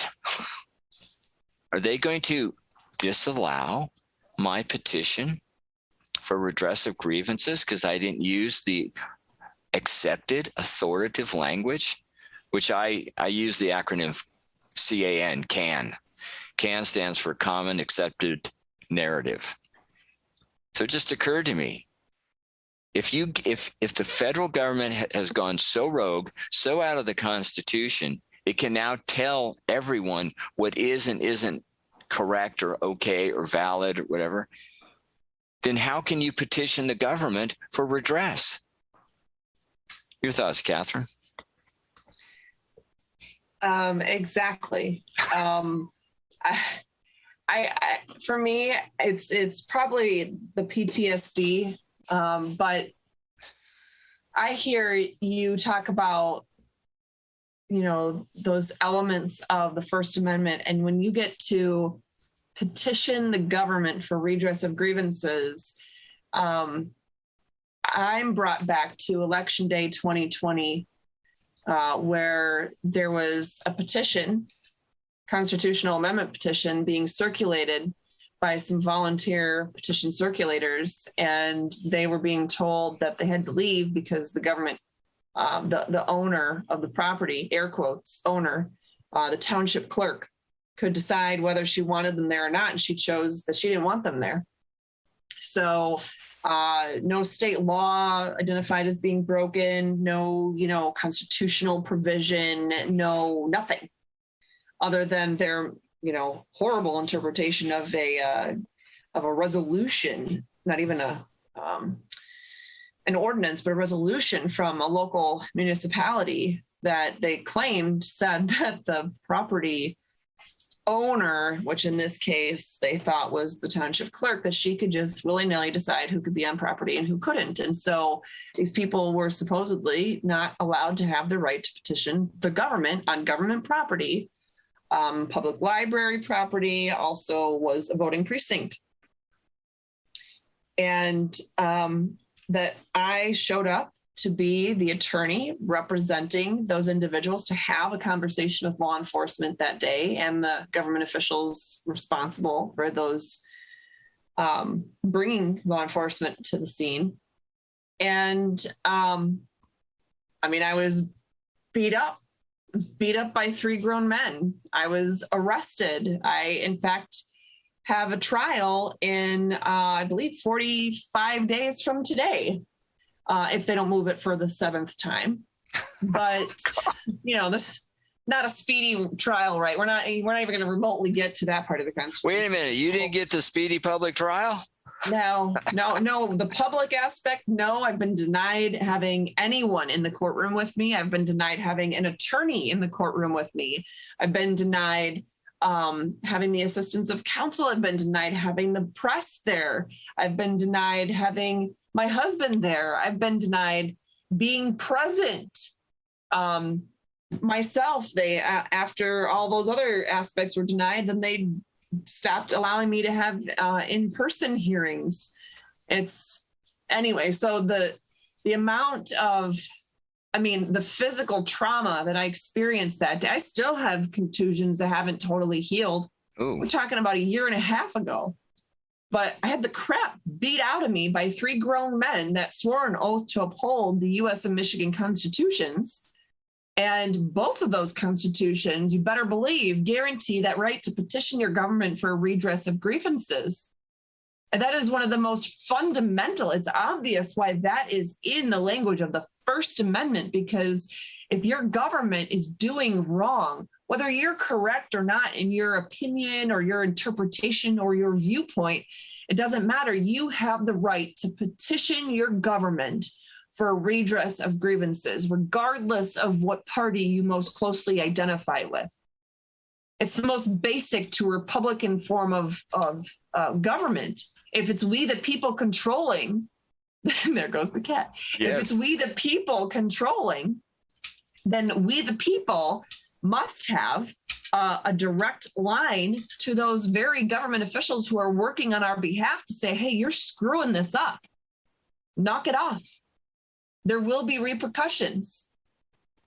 And oftentimes when you have a constitutional amendment, whether it's to the US Constitution, as we talked about earlier, or a state constitution, such as the constitutional amendment that was being circulated that day on a petition, it's because government went wrong. It's not because we want to create new rights, so to speak, or because we want to modify and make some whole new way of looking at things. No, it's because we're saying, okay, idiots, sorry, but that's the way we're going to have to say it. You guys are being idiots. You're not realizing we hold the power. We have the ultimate sovereign control and authority here, and you work for us. And when you don't do what you're supposed to be doing, then you will have consequences. Sometimes, and I think far too often, the amendments of constitutional amendments for state constitutions or even our US constitutional amendments are written in a way that it almost emphasizes, hey, we have these individual rights. It's almost sounding like we are being given a specific right. And really what it should have said is, okay, we have these individual liberties. We're going to identify some of these. And if these ones we have found to be so important, the violations and the transgressions of our prior government before this great country was formed were so atrocious that if you want to repeat that history, if you want to repeat those abuses, there's an instantaneous punishment that will be handed down. Of course, you'll get your own due process, but there should have been item for item, line for line, however you want to do it, there should have been teeth to each one of those. That's what my state constitutional amendment was doing. It wasn't creating any kind of new rights, but it was spelling out, hey, listen, here's how we address the standing issue for getting people into court. Here's when they do bring an allegation of someone doing wrong in government, here's what will happen. Here's the specific financial and jail time punishment that will happen. That's really what should have happened here, because otherwise the way that it's written, it's easy to see how people can kind of dismantle how the wording is all these years and say, hey, it's starting to look more and more like we're given these rights in the Bill of Rights. But anyway, that's not exactly what your question was. That's just where my brain led me. So no worries. No, I think it's very important because especially when it comes to speech, when it comes to press, and press would now include, of course, the internet, not just physical papers or magazines, petition the government, this misinformation governance board, This is an absolute direct assault on the First Amendment. 100%. The government, the federal government, has no authority to do this. And this is what, I mean, this to me is the many scary factors of it. One, this is absolutely, clearly, straight up against the First Amendment. And it's not like the First Amendment is a really complicated sentence. They could be able, they could be able to read it. Two, you have people in the administration supporting this. Three, you have members of the mainstream media spew machine, MSM, not saying a word about why this is not constitutional. And then finally, where are the representatives, the elected employees, whether they're from DC, state capitals, city hall saying, hey guys, this is not constitutional. And one of the reasons I push what I push, which is basic monetary system education, because ultimately it would change the source of funding for the federal government. And when we, the people, control the funding to the federal government, how many unconstitutional things will they be able to do? Exactly. Because they won't have any funding. And it hasn't been said yet, but I just have to take the pause that we're talking about. We keep coming back to that one. See, I told you should have made a whole show about it. I knew you couldn't just get by with wackadoodle news about it, but if we're talking about this plan by the Department of Homeland Security to institute this, the first problem, quite frankly, is Department of Homeland Security. Should they even exist? And the answer is no. And it's not a partisan thing because I'll be honest, I was fairly young and I believe it happened when I was still too young to vote, but wasn't Department of Homeland Security actually officially created by Bush too? Probably out of 9/11. I believe, yes, Yeah. I believe that's okay. So when at any rate, so it's not that it's a Democrat versus a Republican thing, because people on all sides of the aisle have screwed this up for way too long. But we shouldn't even have that many government agencies. I mean, the whole alphabet soup. So if you have, whether we're talking about the ATF and they have their bans on whatever, bump stocks or 80% kits or all those other things, and I'm pretty sure I'm slaughtering the terms of all that, but those of you in the know what I'm talking about. Whether it's ATF trying to rewrite things to totally ignore the Second Amendment, let alone the Ninth Amendment or the 10th Amendment, or we're talking about the Department of Homeland Security trying to reinvent the wheel about what is information and disinformation and be the thought police, the communication police, in blatant violation of the First Amendment, regardless of, pretty sure that would be a portion of the executive branch, and the executive branch isn't supposed to even make laws. Pretty sure they're covered under this Article 2, not Article 1. Yeah, there's 17,000 reasons why what they're doing would be wrong. It'd be the same thing though as, well, I'd say this is even worse, the CDC having mandates, or having, the FDA or any of these organizations. They're not elected representatives, and they're certainly not Congress. And it was specifically Congress who was given the legislative powers. So when any of these entities are trying to, have landlord-tenant, eviction moratoriums by the CDC, or, these 80% gun kit bans by ATF, or, the thought police from Department of Homeland Security. I mean, we could go on, right? The kinds of foods that you have to offer kids, that's offered by the big pushes that were done by Michelle Obama through the Department of Education, things like that. Where in the Constitution does it say we should have a Department of Education? I know. Nowhere. Thank you. So it's all the same problem. It's the same story over and over again, just in a different, it's the same pig, and we're just putting different shades of lipstick on it and then trying to parade it around as a supermodel. It's just not going to happen. Which really begs okay, what are we? Because I don't think we're not going to get to the other amendments, and I knew that, but that's fine.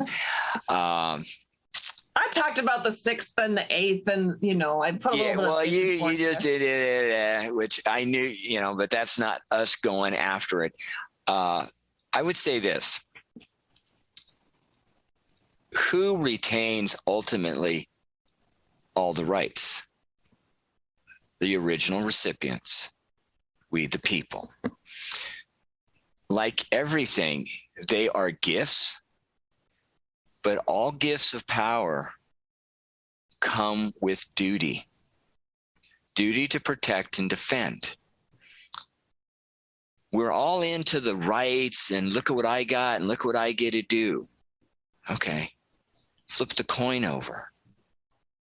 We have to protect and defend in our time and for the future, which the founders called posterity. We're not doing that. We haven't looked at the other side of the coin. And this is what really, the only reason our federal government and or state governments are so rogue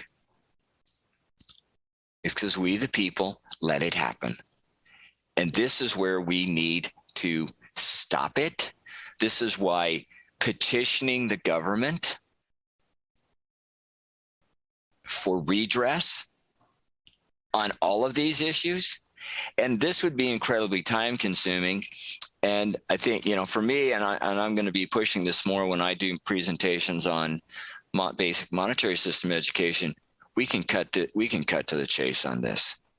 You stop the funding, Department of Education goes away. You stop.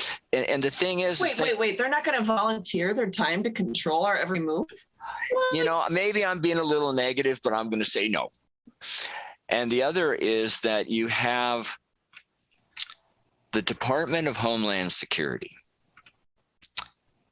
Who's responsible for the homeland within each state? The state. They gave up everything basically with the passage of the 17th Amendment. And now, instead of having a controlling voice having a controlling voice at federal government by owning the Senate, they've just reduced themselves to vassal states, and they'll just wait for, the monarch in DC to tell them what to do. Before we get too short into time, because we're almost there, and this has been so much fun, Catherine, so much fun. And I don't like to rush this part.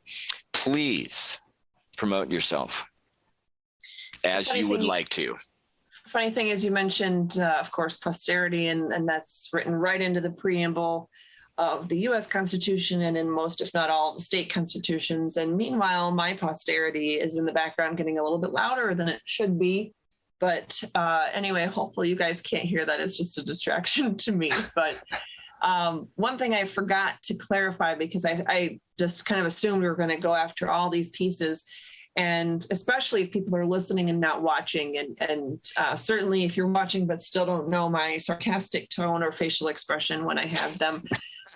When you were introducing the language of the First Amendment, and I mentioned the whole separation of church and state, and how I said those very words are in there, they're not. So just in case anybody was thinking that I believe that there's a separation of church and state required by the U.S. Constitution, I don't. Those words appear nowhere in the Constitution, and it's not a thing. And saying that our rights are given to us by God does not mean we're establishing a religion by the government, because God creating us and giving us our rights isn't a matter of opinion. It is a matter of fact. And that's, if you look at the preamble, and it talks about us receiving those blessings of liberty, as it's written in the U.S. Constitution preamble, and blessings of freedom, as it's written in the Michigan Constitution preamble. You get blessings, of course, from God. So it's not something that we're just stretching to say because it fits our particular religion or something of that nature. No, it's pure fact. So I just wanted to go back and touch on that. So okay. As far as advertising me or what I do, quite frankly, I'm hoping this is an episode people are listening to and not watching, because being a mother of four and doing remodeling projects and all the other things that I'm doing, it's a Sunday and I rode my bike to church and I was pacing up and down the beach working on stuff today, and I have no makeup and my hair's not done and I have a t-shirt on, although it's really cool. It's a very nice t-shirt. Yes, it has a very great Bible verse, Esther 4:14. But anyway, given to me by Rachel Weaver, an amazing Christian woman in Southeast Michigan, who loves our Constitution as much as I do. So anyway, so hopefully you're listening and not watching. Either that or I'll just sit back a little bit farther and you can't see as much detail about my face, except for that. Please trust me, you're just fine. Just fine. I have to say, the first episode though, it didn't look the same way to me through the Zoom as it did later when I was seeing clips. And it looked like I was trying to be Mimi from the Drew Carey show. My makeup did not look like that in real life, but yet somehow I had this like glow in the dark blue eyeshadow, and I'm like, whoa, why didn't anybody tell me? That's scary. So I apologize. No. But I do my own constitutional show, Restore Freedom Weekly, every Tuesday at noon. And it's more heavily focused on things that affect Michigan and Florida. But quite frankly, if you're anywhere in the U.S., you got to check out the show, because I describe things if for nothing else, it's going to give you an example of the kinds of laws or the kinds of procedures or the kinds of office holders that you're looking for. And it'll give you that background to know what to look for, even if I haven't given you the exact location for your particular state. So for example, this coming Tuesday, I have a great interview lined up. I don't normally do interviews. Normally I'm talking about a case or a proposed bill or something the president has done stupid. But this week, we are actually going to be interviewing Michigan governor, a gubernatorial, I just hate that word, governor candidate by the name of Ryan Kelly, and great guy. But even if you're not in Michigan, well, first of all, we all know that what happens in Michigan affects the rest of the country. It's just the way the cards fall. So you should probably watch just for that alone. But even if you're not in Michigan and you have other, maybe you have a great conservative governor in Florida or in South Dakota or some other wonderful state, that's not always guaranteed. So you should watch the debate the interview to be able to kind of think of the kinds of questions that you think you should be looking for your gubernatorial candidates to be able to answer. What's the name of the show again? Restore Freedom Weekly. And we typically go live on YouTube. When we didn't go live on YouTube this last week because we were talking about an election day case appeal by one of the Republican nominee now for the Michigan Attorney General spot, Matt DePerno, his case that was shot down by the Michigan Court of Appeals because they hate the Constitution. But and what time is it? It is at noon Eastern Standard Time on Tuesdays. And so mostly on YouTube. but sometimes not. On our Facebook, definitely on our Rumble channel. And we're starting to branch out and do some of those other like Twitch, and sometimes we go live on Twitter. I mean, we might go live on Twitter more often now, but at any rate, we're revamping our entire website, actually, restorefreedomkh.com. So hopefully within a matter of a week or two, with our website being totally redone, I'll be able to direct people there so that no matter where we end up streaming, you'll be able to at least see it there.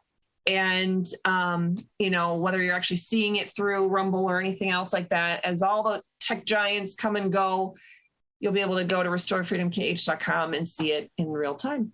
And thank you for all of that. And is there a way to financially support what you do? 100%, because I don't get paid for anything that I do. So every little bit helps. In fact, I've started to do some specific donation requests for my streaming services through StreamYard, or Rumble costs $25 a month to be able to stream live there. And I send a weekly newsletter out. So there's a $39, I think, a month cost to doing that. So anyway, if you go to restorefreedomkh.com, you'll see a shop and donate tab. That'll be broken down a little bit more, but it'll still be obvious when we're done with our website revamping. But the shop donate tab at restorefreedomkh.com, there's instructions on how to send a paper check if you prefer that, or some people have mailed cash. I don't trust the USPS, but anyway, you can do that.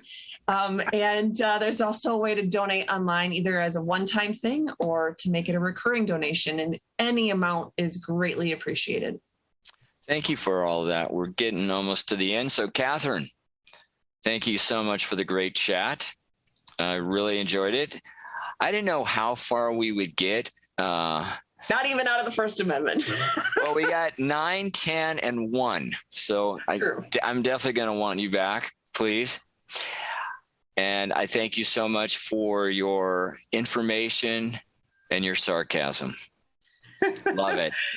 So I see the ladies are here, so I will end the program as I normally do. Alan Myers here. I am. This has been another episode of For the Republic. To all you good people out there, you lovers and defenders of liberty, freedom, rights, individuality, equality of opportunity for all. All you patriots. Oh, yeah, you know who you are. Till next time, may you be and stay safe and well.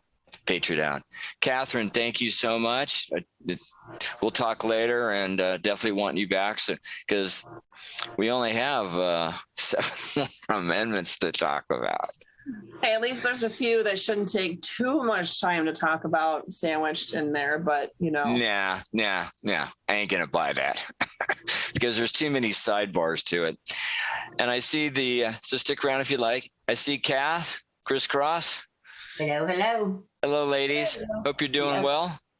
Doing well. You survived your weather problems? Yes. From last week? Yes. Yay. Yep, it rolled in, rolled out, and everything's still standing as far as I know.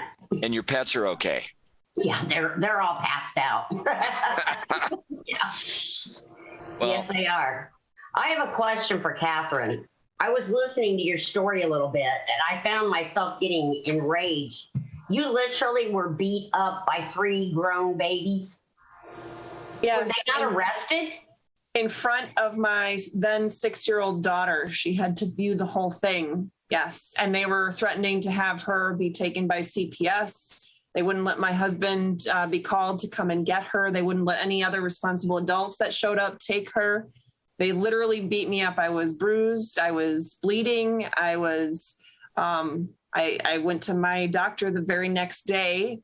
I had 2 different doctors take documentary evidence of what happened to me, but I've always been the kind of person that's got, back the blue, shirts, and I'll never pay $25 for a stinking shirt in my life, but I did for my thin blue line shirt and things like that. And I tell you what, when I see law enforcement these days, I'm like, wait, am I safe? Am I enough in public that if something goes wrong, somebody could do something? I'm seriously. That's scary. Yeah. So no, they weren't prosecuted. No Oh, no, they're still prosecuting me. My trial for that, for supposedly trespassing on government property while representing people exercising their First Amendment rights for a petition that I wrote. That trial it's been moved 6 times, I believe. But the newest date is June 15th at 9 a.m. We're actually asking if anybody has any kind of support they want to throw behind that at all, whether it be if you're, in a faraway state, you can't physically come, if you can help spread the word on social media. We want to get a social media craze. We've been asking for people for 2 years to contact the Allegheny County Prosecuting Attorney's Office, the district court, the sheriff's department. The sheriff himself was on the phone with me when I was in handcuffs in the back of the squad car. So he knew exactly what was going on when it was happening. All of them need to be held personally responsible, but none of them are at this point. It's just me. It's just me being, Katherine. There's, I'm sure they're going to go after me for jail time and you name it. And the whole trial everything's been a farce. My rights have been denied left and right this whole process. I have if you don't mind, I got a question for Katherine, because I forgot to ask it before when you brought it up. Serious question. How can an individual trespass on public property? Because it's public property. So actually, here's the thing. You actually can't, it's in their infinite wisdom in case law.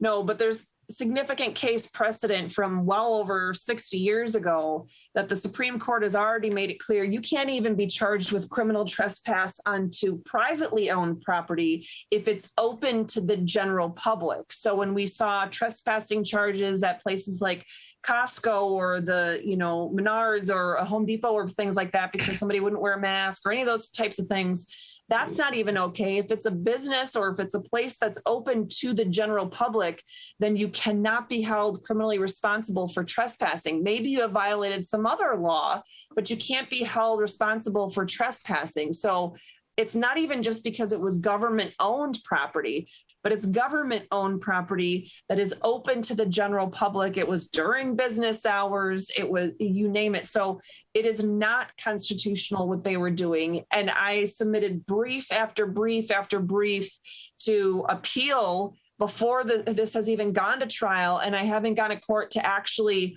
decide the merits of this case because they just, every single procedural thing they could think of. And they screw all the procedural due process up on this too. But no, it's not, you can't be charged with trespassing on government property. No, what their answer to answer you, what they claimed. And this is, this was confirmed to me when I asked the sheriff when I was on the phone in handcuffs in the back of the deputy's vehicle. I said, how can this township clerk override the freedoms guaranteed to me in the U.S. Constitution and the Michigan Constitution? And he said, well, she's, just as they said, she's the owner of the property. She has control of the property, so she can do what she wants. And I didn't argue with them because how are you going to argue is stupid? That's just such a thick level of stupid that there's no getting through to it. But they literally, it's on video. They are saying she is the owner of the property, so she can exclude whoever she wants. Okay, well, I can understand that. I just have another question. Sheriff, how are you defining the word owner? Well, see, he was a little bit more careful than the deputies were. The deputies just came straight out and they were arguing a voter who was there just to vote. He wasn't pre-planning on being involved in the situation. He heard what was happening. He started Facebook Living it himself, and he got in, and you can hear him in a lot of the videos, even, my video and whatnot. But he's saying, they're asking, well, are you, it's, she's the owner. And somebody said, well, I said, who do you think the owner is? And he said, the township clerk. And I said, what? She's not the owner. We, the people, are. And he said, do you pay to cut the grass and take care of the parking lot? And this voter said, I live here. I pay all the bills because I pay my taxes. That's why I'm here to vote, because I live here and I pay my taxes and I'm a citizen. And he's like, no. I mean, so they were really at a level of stupid we can't even fathom. But the sheriff, he was a little bit more careful. When I asked him about it, he said, well, it's because she has the control and authority over the property, not so much that she is the actual owner.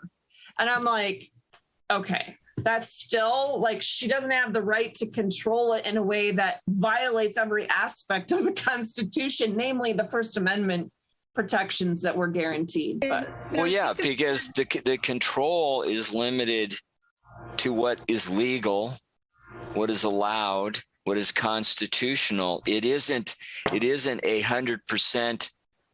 I control it, therefore I get to do whatever I want, and I'm not going to be held accountable to anything. Yeah. No wonder they've delayed your trial. What were you going to say, Chris? But she's a public employee. She works for you. Did she have to do a civil servant test, or is she elected? She was elected. She's still a public servant. Where does she get her paycheck? Well, she actually retired, so she doesn't receive a paycheck anymore. But you better believe she's retired, probably to avoid what's going on. Well, she's quite up there in age, so she was already planning on retiring. I'm surprised that she was even doing all that managing of the election that day. I would say she's my grandmother's age, if not older, but at any rate. So yeah, I don't think her retirement had anything. She wasn't on the ballot. Let me put it that way. Her successor was on the ballot, but regardless, if I have the mental wherewithal when this is all done, because it's insane what they have been putting me through and putting my family through, I would love to file a lawsuit to bring all of them to be held personally accountable for this, but it's going to take a lot of prayer, a lot of strength, quite frankly, fundraising. And I would love for an attorney. I've had attorneys tell me that they'll help me. And yet here I sit. I don't even think any attorneys have even read my appellate briefs or read any of my arguments. So I would love to have people step up and help me fight this initial criminal side and then the civil suit against them later. Absolutely. Have you got a Give, Send, Go set up? I don't have that, but I do have through my website. There's actually specific donation buttons to be able to help with my appeals for this case, separate from, the general constitutional work that I do. Awesome. Ladies, I'm going to cut in for a minute. I need to go. Katherine, again, thank you so much for being on the program. Great conversation as always. I'll try to be in touch with you during the week. We'll follow up and set something up in the future. Ladies, enjoy your time. I don't want us to take up too much of your precious time, but Alan, enjoy. This is where'd great. you get your halo? I want your Say halo. what? He does. He has a halo. You have a halo. I want your halo. No, it's just bad lighting. Please, it's bad lighting. I don't know. I think it's an orb, don't you? Oh, it could be. Watch it. These are gonna be beamed up. It could be I'm about to be beamed up. I don't know. Anyway, ladies, you all be safe and well. Thank you for the time. Thank Katherine, you. I'll be in touch. Take care. Sounds Have a good. good Thank one, you. Alan. Bye-bye. Have a Bye-bye. good one, Alan. Oh. Awesome. Did we lose her? No, No, you she's didn't our- lose me. Oh, there And you are. Yeah. I appreciate that question that you asked about that, because it's it was horrifying. I mean, the thing for me is I don't want to win my case. Quite frankly, I wouldn't like to win it on a speedy trial issue or something like that, because I want to win it on one of the other bigger underlying issues. Because if they're willing to not only charge me with an offense like this, but that doesn't even exist, if they're willing to do so, they couldn't have gotten a warrant. And it's not a warrantless arrest. There's so many issues with this, but they did this not only by doing it, but they did it so violently and in the presence of my 6-year-old daughter. Good grief. But they did it, and they did it knowing I was live streaming. I was live streaming as it was happening. But not only that, they did it knowing I was showing up as an attorney to have a conversation with them. They welcomed me coming to discuss the law involved and then wouldn't discuss it with me and wanted to make an example out of me. And the thing is, one of the women that was there, the two women that were circulating the petition, one is really more quiet. I mean, I've seen her kind of come out of her shell in the last couple of years in the freedom fight, but really she's a very laid back, passive, just quiet, reserved woman. And I would hate to see what it would have looked like if they would have, done this to her. Mm-hmm. The other woman is definitely more feisty and got a more zealous spirit, if you will, but she's got a physical disability. So there's no way in hell I was going to let them physically assault her. So at any rate, I didn't have a choice. And it was just, the thing is, if they're going to do that and be physically aggressive and assault me and physically harm me, mm-hmm. and they know I'm an attorney, but they know I'm a constitutional attorney. At that point, I had already been known around the state by pretty much everybody because I'd been participating in the Michigan Supreme Court oral argument against Gretchen Whitmer's executive orders. The governor knows me by name. So the AG knows me by name. So there's no way they didn't know who I was. I mean, it's written on my vehicles. I had my shirt on, Restore Freedom with Katherine Henry. The whole 9 yards. So to me, what does not only, if this happened to the average, if it happened to my husband, if it was, an average citizen, it's bad enough. But if I let it stand to happen to me as a constitutional attorney, mm-hmm. Number one, what attorney is ever in their right mind going to go to somebody's defense if this is allowed to happen to them? Mm-hmm. But number two, I've had people tell me that they were getting ready to go to the polls that day to circulate this very petition, and they were seeing live what was happening to me on Facebook or YouTube, and they were stopped dead in their tracks, and they were frightened. And they thought, if this is going to happen to her, what's going to happen to me? Mm-hmm. That's why they did it. That's why they did it. Yes. And that's the same exact reason why I can't let it stand. Why, no matter what, I'm going to fight them tooth and nail. And I know I'm not going to get justice out of the actual criminal justice side of the system. So I have to figure out the best way to try to win the criminal side so I can hammer them all through a civil suit afterwards. I have a question. They've all sworn an oath to uphold the Constitution. They should have. Okay. Yeah, they should have. Some are doing it on a Quran now. God knows what else they're doing it with. But for the most part, they've sworn an oath to uphold the Constitution. That's a contract of sorts. What is the penalty if they don't uphold it?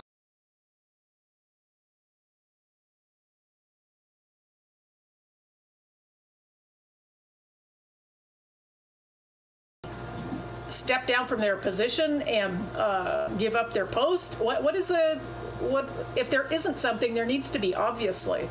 The funny thing, this is so ironic, is you guys should check out, my website's kind of crap right now. It's being remodeled by me because our tech guys are too busy with other things. But in my free time, I am learning how to code and write a whole new website and an app. But anyway, but my website, there is still some lingering effects of the constitutional petition we were circulating. So I actually wrote the petition and it had it go to publisher. The whole thing was like, the whole amendment process was being run out of my personal house. I mean, so it was very much something I knew every aspect to, and it wasn't my wording, it was God's wording. But the reason why I bring this up is because the very language of this constitutional amendment was to give teeth for the people to be able to not wait for government officials to do it on other government officials, but to allow the people to be able to bring forth these actions against government officials who are violating their oath of office, who are violating the Constitution, putting significant financial penalties from the very first time and increasing significantly thereafter for getting significant amount of, well, it wouldn't just be jail time, it'd be prison time, to putting teeth to what happens when you violate the Constitution. Because as you pointed out, there is no clear mechanism. A lot of people point to and have heard of 42 USC section 1983, That's a federal statute that allows you to sue civilly. But I just saw last week somebody was being denied. The U.S. Supreme Court shot down. Somebody had sued. It was a medical provider over, I think it was a physical therapy rehab. And there was something to the effect of, I want to say it was tied to the mask mandate, and they weren't able to wear a mask or something to that, something related to COVID. At any rate, they were denied services essentially. And the Supreme Court, the U.S. Supreme Court, within the last week when they decided this, they weren't denying that the denial of services was happening. And mind you, it was a private organization, but they were receiving Medicare and Medicaid funding. So, they're tied to the same requirements in the Affordable Care Act and everything else. But the Supreme Court just said, well, it's not, they don't have enough notice that they would be this and then that and all this other garbage. And you can't just have emotional damages, and you have to have. And so essentially they made this huge insurmountable thing that if anybody is discriminated against and their rights are violated by the actual government or agents of the government, you have to basically jump through 79 different hoops just to be able to have your case not dismissed, let alone in order to succeed on the claim. And it's disgusting. It's absolutely disgusting. In Michigan, I can tell you that if you don't actually take the oath, which, by the way, through some great teamwork and investigation and everything else, I was working with a trucker. He's just a trucker, owns some small businesses, but he called me, and this was, at the beginning stages of all of this, and he wanted to figure out if any of the local health department officials who were trying to issue these orders on a local level about mandates and masks and social distancing and close your business, yada, yada, if they had taken an oath of office. Because they're government officials. They have to take an oath of office. Our U.S. Constitution tells us that, but the Michigan Constitution says that everyone working at any level of government has to take the same constitutional oath. So he did some FOIAs and Freedom of Information Act requests, and he discovered that virtually all of the health department officials that were issuing these orders in the 83 counties in Michigan had not taken the oath of office. Really? And the funny thing is, Michigan state law actually says that office is vacant if they haven't done so before taking office. And there's a whole set of procedures. So he brought it to the prosecuting attorneys for each county and said, okay, it's a certain writ. And hey, we want you to do this. And state law spells out exactly how that office is vacated, how they have to publicize the notice that it's vacated, how they fill that vacancy, depending on what level of office it is. And wow. Anyway, so I probably will end up doing a video on my Tuesday channel about that at some point. But I have a feeling other states have a procedure pretty much in the same mechanism. But like you pointed out, taking the oath, but then breaking the oath, not taking the oath, has the same practical effect as breaking the oath, but only one is actually, by the language of the law, punished or have any kind of consequences. And it's not even a punishment. It's just the office is vacant. That's not a punishment to the person. Why bother taking an oath if nothing happens if you break it? That doesn't even make any sense. I took the oath to be. I didn't take the oath because the Bible says not to, so I did something else, and they had provision for that, and I was sworn in without the oath, but that was legal in our state. It's legal. So I went back and started looking at things and found out I was sworn in on the 10th of January. Well, the law said I had to be sworn in by within 2 weeks to after the election to the very last day of the year, or I wasn't legally in office. But there's no provision for what happens. I had to resign. Nobody asked me to, but I wasn't legally in the office. And I wasn't going to sit there, and I wasn't making any difference. I was the only conservative in the whole panel, so everybody's always, everybody went right over top of me, but I was kind of wasting my time there because I didn't have any help. People wouldn't, it's like, come on, run for office. They wouldn't do it. But I had to resign because I, in all good conscience, couldn't sit in a seat I didn't belong in. But they had no protocols for what to do if that happens. They had the law, but not, okay, if this happens, then you do this. There was nothing. I could find nothing on it. It was really weird. Exactly. Yeah. And, it's really an unfortunate issue that I think is actually much more pervasive than people realize, because like you pointed out, it's an issue, but most people don't even think to realize what happens. They just kind of think, well, it's a question. I just have it as a question. They don't realize that it's a question for everyone, because there is no answer, because there is no, there's certainly, I've never heard of a punishment or a penalty to the actual office holder for breaking it. If anything, there's a state law that just talks about, okay, well, your office is now vacant. But we need to start putting some teeth into our state constitution. Yeah. Well, there's a couple questions out in chat, Catherine, that they wanted me to ask. Gatorgrad wanted me to ask you the possibility of filing assault charges. Well, yeah, I'm not sure who I would report that to, because the jurisdiction you would think would be the Allegan County Sheriff's Office. So I'm not sure. I don't even know. Could you go to another county that is a good county and also go after the sheriff for dereliction of duty? Yep. He's and file against the bonds. File against the bonds. Yep. Filing against the bonds doesn't really do much of anything, unfortunately. No, it's a thing that a lot of the conservatives have been talking about, especially in the last 2 years, but there's not really a practical effect that helps. But I was actually on the phone with the neighboring county sheriff when I rolled up to the scene. And the deputy wasn't back yet. He was expecting me, but he had gone to a call and he was coming back. And I hung up with him when the deputy came back, and our conversation was developing. And I realized I needed to start recording or live streaming. So I needed to hang up, but I was on the phone with the neighboring county sheriff. So there's just not, and he called the sheriff in their county, sheriff to sheriff, and was like, hey, what's going on? But wow. It's an old boys club. Yeah. I mean, and he's not part of it at all. He would stand by me 100% on this.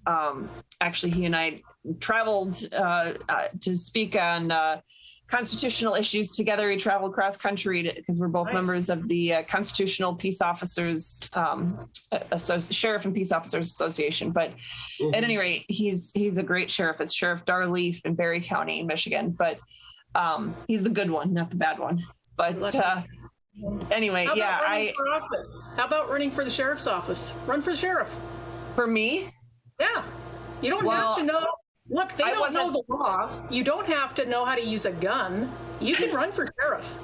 Oh, but I have good friends like Sheriff Darleaf that was definitely integral in showing me how to use guns. So, I wasn't even a resident of the county. I drove to the county specifically representing my client to talk about this issue. And when I left, I also left Michigan. I'm now in Florida, but I'm still practicing law there, but from a safe distance, so that it was garbage. I don't blame you. But I was actually an elected official. I was a township trustee of the 7th largest municipality or township in all of Michigan, and made it to 2nd congressional district of the Michigan Republican Party, and then state committee. I was on the state Michigan Republican committee, so a state committee woman. I was putting my money where my mouth is, so to speak, and holding different offices. And that's what people need to do. Like you said, you oftentimes say that, hey, you need to run for office, and nobody does. But we need to do that. And I actually have some really good friends that are doing really great things about getting actual people, not politicians, to start running, and then educating them on what it looks like, and how to run a campaign and how to challenge those incumbents and not just say, we'll do it. Right. And they're great. Michigan Impact is the example. So if people in other states want to look at an example of what it looks like, it's just grassroots people putting together this organization to help individuals run for office that love the Constitution, love their freedom, and the rights that God gave them. So we need more of that. Mm-hmm. Yes, we do. Actually, it'd be nice to have some kind of classes. People really have no clue how things work. They want to change things, and some of them would run for office, but number one, they don't know what it's going to entail. They're a little bit intimidated by things. It'd be nice to be able to have some kind of classes for people that was like, okay, you're going to run for office, this is what you need to know. In Washington State, when I got into office, first thing they did is sat us down. They changed the law so that it used to be every term you had to attend 1 day of indoctrination by somebody that came over from the Capitol and would tell you, this is how you do this is what you do, blah, blah, blah, blah, blah, answer questions, which was all lies. It was all backwards. You take your orders from us. We tell you what to do. Every law that you pass, you have to pass by us first. Totally illegal. Totally illegal. Now it's every year you get indoctrinated. But people don't know any different. They don't know any better. And I sat there. There was a lady sitting next to me, one of the city council people. I don't know what she was doing, off in La La Land. And a vote was going on. And they called her name. She goes, what? She goes, oh, I don't know what it is, but I'm for it. And she raised her hand. That was her vote. That was her stinking vote. Yeah. We need good people in there. And these people, the ones that are in there now, they're in there because the conservatives are too busy trying to make a living, and they're individualists. They don't, just by nature. And that's actually what my show is. Every Tuesday at noon, that my show is taking everything that's happening to us and educating we the people about it. So talking about court cases and making it more reachable and attainable to understand, bringing different bills that are being debated or voting on, and explaining them to people at various stages of the bill making process, explaining different concepts of government and individual rights versus collective rights, or the right of the people to petition, what that looks like, all those different things that people need to know. That's the whole purpose of what I'm continuing to do. So every Tuesday at noon, I ask people to check it out, and we go over some great stuff. These next 2 weeks, I was telling Alan that I have some a little bit different stuff because I am interviewing this week a gubernatorial candidate from Michigan. And next week, I believe it'll be the Republican nominee for Secretary of State candidate. Awesome. Wow, that's great. Can I get permission from you? I have a separate channel. Can I get permission from you to rebroadcast what you're showing everything? Well, 100%. Yes. Awesome. So I get the word out on that, and that'd be nice to be able to broadcast that out, help you out. And by the way, I'm sorry, Catherine. There's a lot of people out there saying you need to go on Stu Peters' show and tell your story. I would love to. Yeah, I mean, that would be terrific. Let's go after Stu, guys. Let's start bombing him with some emails. Yep. Yeah. Get the word out there. Yes. Yeah, not right. Website again so that we can get people over there and hopefully donate for your law issues and everything. Yeah, it's restorefreedomkh.com. Restore K as in Catherine, H as in Henry.com. And like I said, guys, hang in there with me. There's times where I go on right now on my phone, I go to my website and it brings me to this thing that says latest news. I've never written anything that says latest news. So I have to hit the home button and then it brings me to where it's actually supposed to go. So I have no idea what my website thinks it's doing. Doing its own thing. We'll find it. We're determined. We'll find it. Oh my goodness. But like I said, in my free time, I'm writing my new website, and I think it looks pretty darn good if I don't say so myself. So hopefully I'll be able to share it pretty soon. Yeah. It's hard and a lot of work. So somebody's asking, is there a video of the incident? Do you have that up anywhere? On my actual real homepage to my website. So not where it's bringing you automatically right now, but if you go to click the homepage in the menu, right on there, it's also on YouTube and Rumble and all that, but the initial video is right on the homepage of my website. Perfect. Good. Right. Yeah, that's awesome. I'm glad you've got all that set up. You're a busy girl. Yes, you are. Hey, at least And now 3 of my remodeling. kids are old and not my responsibility. So, Yeah. How do you like living in Florida? well, I was going to say great, except for I noticed that my neck got more tan than my face did today. So it's not so great for camera, but It's that white sugar sand. It reflects. something, yeah, there's something going on. I love But, Florida. It's an awesome state. I absolutely love it there. Absolutely. Great place to live. Well, if you guys want to visit, I mean, we got remodeling, but there's always the beach, and it's a 5-minute walk from my front door. Nice. Oh, you're my kind of girl. I love the beach. Oh, that's cool. Well, I do thank my you best for- freedom fighting work, thinking and walking with my feet in the water. So, Yeah. Well, it's good. It clears your head. You got to get out there and enjoy things. You know, it's not all work and no play because you'll go crazy. So it's nice that you're in a place that gets lots of sunshine and can lift your spirits and get out there and enjoy God and all his beauty, everything he's made for you. And then it makes it a little bit easier to jump in and join in that fight. So I'm glad yeah, you're because we've there. been working every single day since, March of 2020. We haven't taken a vacation yet. So, I mean, even on our birthdays, or my birthday is July 3rd and my husband's is July 7th. So you'd think we'd be able to, have fun, but no. When we were in Michigan, we were driving around to different parts of the state because they were having all kinds of, freedom festivals and parades, and, you go where there's need, where you're being called, right? So I figure if I'm going to have to work every single day, then I need to live close enough so I can take a lunchtime walk if I need to, and kind of get that 5 minutes of respite. So. Well, that's good. That's really good. And you're working really hard, but it's worth it. It's a worthwhile cause. And I think back to what the founding fathers think about crossing the Potomac, and think about the soldiers that had no shoes and their feet are wrapped up in rags and bleeding and they're freezing and it's soaking. What they went through is mind-boggling. We have it so easy. It's hard. It's hard stuff, but it's not. Is it hard in a different way?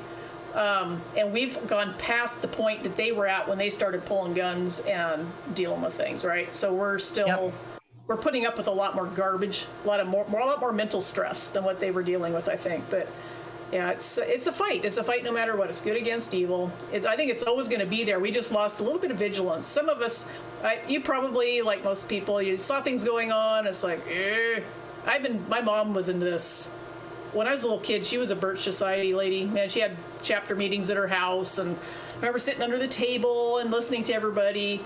And so I was kind of red-pilled when I was a really little kid, and I don't know. I learned from her how to study and how to research and who good guys, bad guys. She could tick them off. Boop, boop, boop. She knew a lot of people. She was the first person I knew that had a computer, first person I ever knew on the internet. But she learned that stuff so she could fight. She knew Charlotte Iserby. She knew, she knew all kinds of people. I hear these people mentioned in the news, and it's like, oh, she knew her. I remember her getting letters from them or talking to her on the phone. And but she was very active. So I picked up a little of that. I was writing letters to politicians when I was 12 and 13. That's but awesome. I got to admit, there was a period of time where I kind of backed off and just didn't do anything, and I should have been. I let go of the reins, and the horses took off, I'll tell you. So, I'm just as guilty as anybody else for not due vigilance. But here we are now, and we have God with us. And if God's with us, who can be against us? So I think that's the best part of it all. That's right. Exactly. Yeah. So I have your the video pulled up, Catherine, of the incident. The video is 45 minutes long. Did it happen towards the end of that video, or? No, so I believe you see whatever you can see, because of course when they actually had me in the vehicle and all that, there's a point where you can't see anything because they had my phone and everything. But I think it's like the first 15 or 17 minutes is where you see most of what was happening. But after that, immediately after that, I started once they finally released me, we went to a nearby place because they were threatening to arrest everyone, and I was physically traumatized. So I was like, whatever, we'll just go 1 mile down the road. And we were just in this vacant parking lot by a park. And I was live streaming and explaining to the group of people that showed up there, as well as to the people that were on the other end of the live stream, what happened when the camera was off. And more just kind of, I knew, you know, there's a lot of hearsay exceptions. And one of them is a present sense recollection, and essentially things that you're blurting out because, you know, you had been traumatized and this is your first time to like reiterate what happened. I wanted to preserve that as best I could. So anyway, it is important to hear, but if somebody wants to just see what happened before, I mean, I'm showing it, and of course, you know, from somebody's crappy cell phone in the middle of the boondocks where, you know, we hardly have signal and it was cutting in and out. It doesn't do it justice. You can't see, you know, how swollen my wrists were and how, you know, the contusions and the bruises and the cuts and, you know, I didn't even know I was cut and bleeding until that part of the incident. But anyway, so the first 15 minutes, it's in there. You can see, and it might even be at the beginning. It's kind of just given the background so people know what they're coming into. So it's maybe even shorter than that, maybe 10 minutes or something. Okay.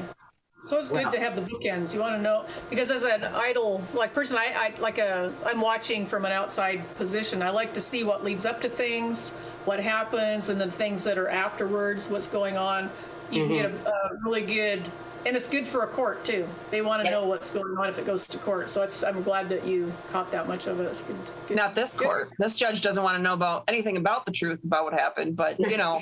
I wonder who's paying him off. Somebody's got their hand in his pocket. Oh, good grief. I know. And by the way, this sheriff, this prosecutor, and this judge are supposedly all Republicans. Yeah, we've been infiltrated. That's usually the way it goes. Yeah, well, look at McCain, look at Romney. They are no more Republican than my cat. They are leftist Democrats. Oh, they're leftists. They're communists, basically. Oh, yeah, they are. What happens? Like I tell people, Republicans got lazy, and instead of looking into who the people were they were voting for, they just voted straight party ticket, threw their ballot in the mail, and figured they were good to go. No, because these people have been infiltrating for decades. And people are, it's like, really, do you think Lindsey Graham's a Republican? Yeah. Come on. Well, you know, it's funny because I actually got some pretty heavy personal attacks when in maybe the month leading up to the 2020 election, I finally started sharing my thoughts on Michigan Supreme Court justice. It's the only race I really went into detail about because, quite frankly, I was running a statewide campaign to collect 500,000 signatures, and I was arguing in the Supreme Court against the orders of the governor and all these other things. So still homeschooling in there, you know, and all that other fun stuff. But anyway, so it was an interesting, you know, I had lots of people asking me, well, who should I vote for this in this race and whatever. So I figured, okay, state Supreme Court's a big deal. People all over the state are listening to what I have to say. I should probably really look into them. And I did. And I ended up recommending that and explained, of course, why, you know, in a lengthy video, not just some, you know, blip in 140 characters. But I said, okay, you guys should really consider voting for one of the two Republican candidates. But then the other Republican candidate is a no-go. Instead, you should vote for this Libertarian candidate, which, by the way, they technically wouldn't have the party, you know, designation behind them when it's state Supreme Court. But anyway, and I got a ton of flack, and I explained, hey, this guy over here actually participated just as I did on a volunteer basis, writing brief after brief to fight the governor's executive orders in the Michigan Supreme Court this whole time. And I've seen what he's written and what he's capable of doing. And while I agree that one of the Republican candidates has some good freedom fighting skill based orders that he's written recently, this other judge, not so much. And quite frankly, I'm concerned, and I'm looking at her donor history, and I'm looking at, recent orders that she's written, whether it's in a divorce case or anything else. And I'm not seeing freedom as the underlying message that she's coming from. So I don't care about party politics. I don't care. At that point, I guess I hadn't been elected to the state party yet, but I was still, Republican precinct delegate, et cetera, et cetera. And I'm like, no, it's not a good thing. And people were like after me going, and people supposedly from the grassroots movement, oh, you're just going to divide the party ticket and you're going to get a Democrat in there. And I'm still getting that to this day. That is how you vote. I tell people, you after your salvation, the most important thing you own is your vote. You better be spending it carefully, because exactly what you're saying, I would love to get my hands on that information. They're making it very difficult in Washington State to find the backgrounds on these people. I go through the voters pamphlet, I study it, I see who's in there. If I already am aware of who they are and what the person is, what they stand for, and I agree with them, I will vote for them. But I look for who's against them, who's running against them, who supports them, where they're getting their money, who they donate to, everything. And it takes hours for me sometimes to vote, depending on how big the pamphlet is, because I want to know who I'm voting for. Does it matter? Probably not in the long run, but for me, yes, that is an important thing, and I don't take it lightly. And that's what you're doing. If they're complaining about that, they're part of the problem, and that needs to be brought out. And the people that are pushing against that need to be exposed for what they're doing, because people don't know what they're doing. And with the Republican Party, people are being told, do not donate to them, donate to your candidates, because the party is corrupt. Well, yeah, they're infiltrated. Absolutely. And we need more people, willing to do that. I mean, just now, we had the Michigan Republican primary, the state convention just 2 weekends ago, and they were voting on who the Republican nominee. The whole process is garbage, but anyway, it's out of the state convention that the Republican nominee is chosen for Attorney General, Secretary of State, State Board of Education, Supreme Court, you name it. And so I think it should just be a primary, and the people get to vote, and it's not 17 layers of getting to people, but whatever. So at any rate, I was recommending to people, my choice was Ryan Berman for Michigan Attorney General. I said the other two would definitely do a much better job than Dana Nessel, the name I'm sure you guys have heard before. Oh, yeah. But it's something that, I've known all of them for years now. And the one that I would say was more the establishment pick is actually the guy that I've known the longest for probably 7 years. None of them are bad guys, though. And all of them would do much better than she was doing. But I still thought that Ryan would have been the best candidate. And I was getting text messages from people that, are grassroots activists and whatever. And they're like, this is what Nader did. And this is how we got Clinton, and just all kinds. And I'm like, what?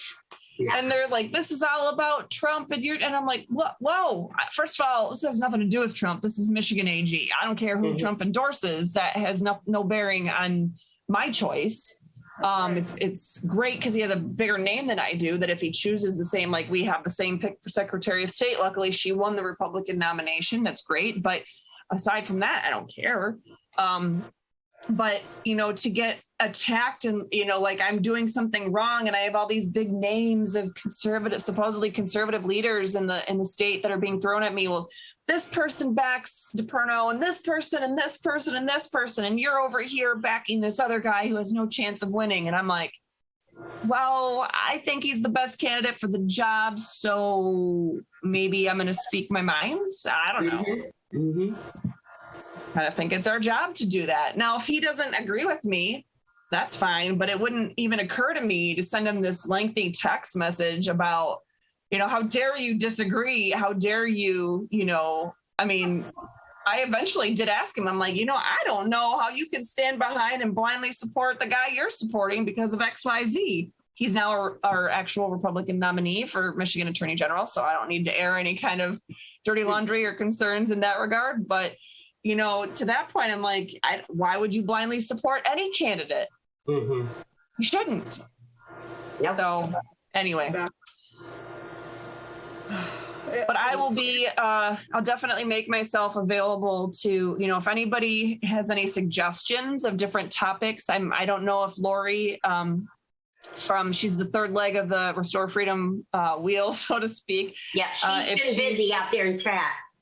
Yeah. Okay, so hopefully she's caught on to some of the topics that you mentioned a little bit ago, Chris, about, just different topics that the people should be educated on, because we try to, that would be a good one that we needed to talk about. And we have this list of shows that we should be doing. So, but yeah, if people in here want to come over there and support us, like I said earlier, I think it was maybe when Alan was asking me about it, but when the website is finally redone, when, YouTube or Facebook or whatever, Rumble comes and goes, eventually, hopefully in just another week or two, when my website's done, people will actually just be able to go there and stream it.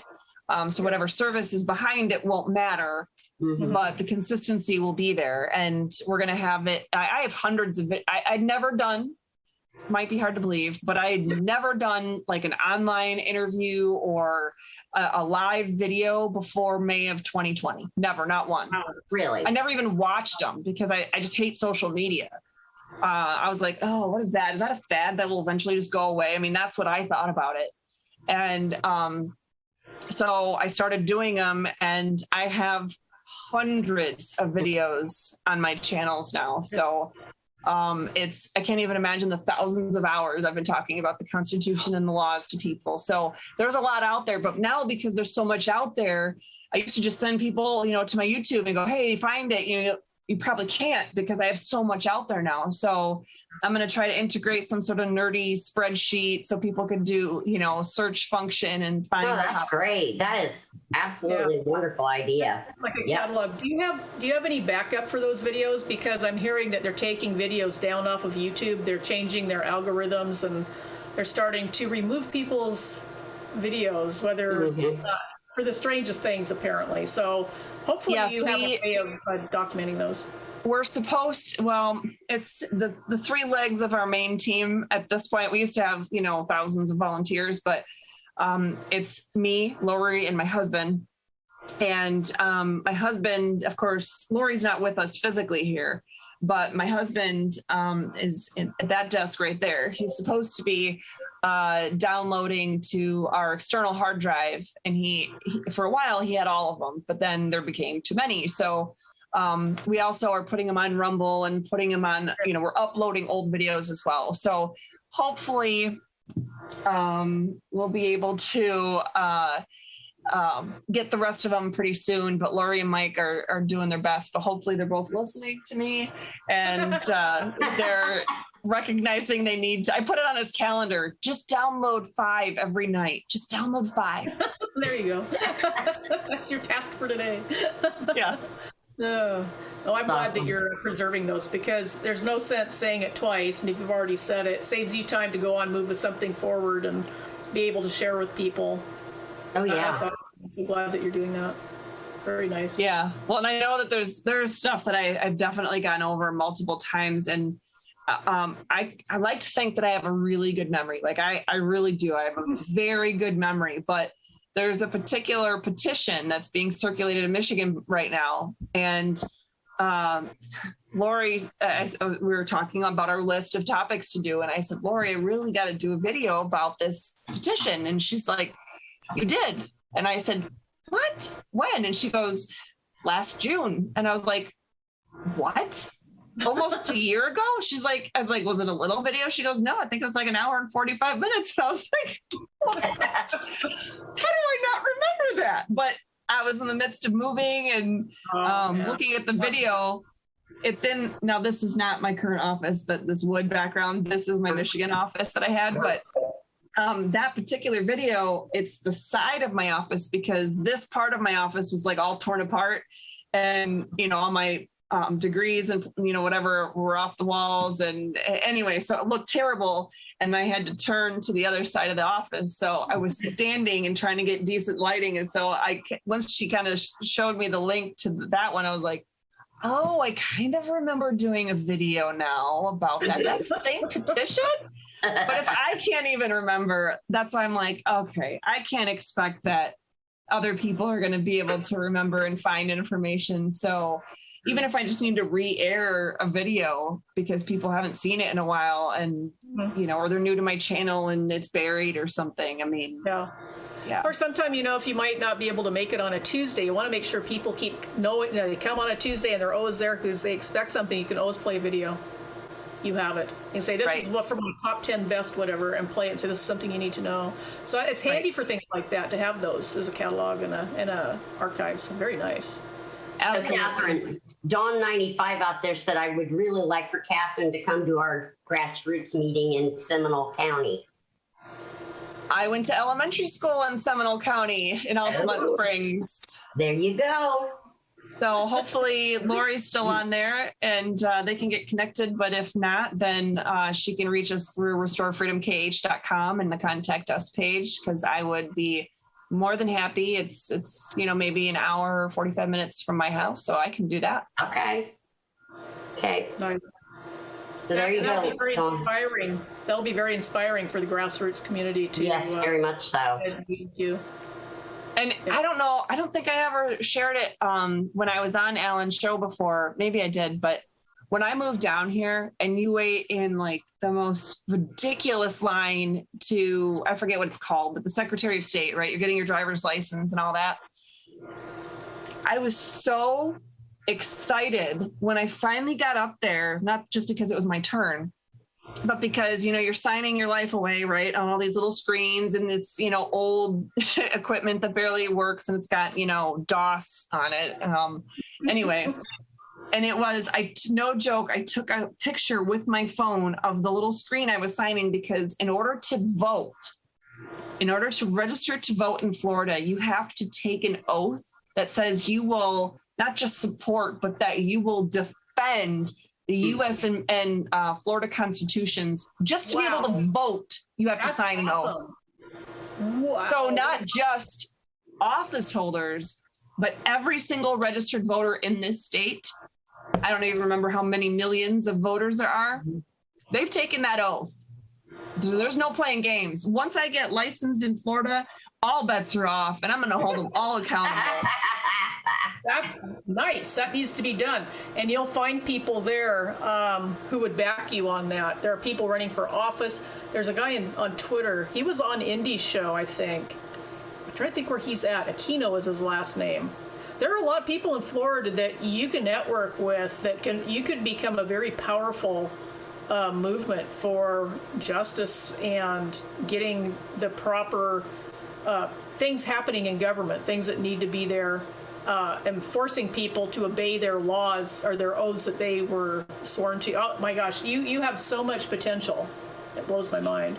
I know, it's funny because I have felt recently very, I don't know, like just sad, like I'm not fulfilling my potential. You know, I could do a live at 2 a.m. and I would have, you know, 1,200 people watching it. Wow. At the time. And in that, you know, that was on the mainstream media that was already throttling me and everything. And now I might do a video and get, you know, 60 people supposedly viewing it. And I'm like, on YouTube and anything, you know, even on Rumble, I'm not getting the views that I should get. And I'm like, what is going on here? This doesn't make any sense. So, you know, and this is coming from, I never talked about, you know, running for governor or AG or anything, but I know that if I had stayed in Michigan, if I had run for AG, I would have had it hands down. I'm not even sure any of the three would have gotten in. Maybe they all would have, but I know the three guys that were in the race. And if I would have said right from the beginning, okay, I'm going to run for AG, if I would have known I was going to stay, I would have done that and I would have had it. And to me, it's not about having the power, but could you imagine the voice I would have, the cases that I'm going to be working on?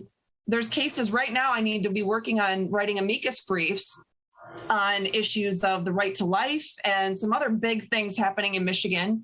And it's just me and my husband and Emma, my 8-year-old, and Lori, who's in Michigan.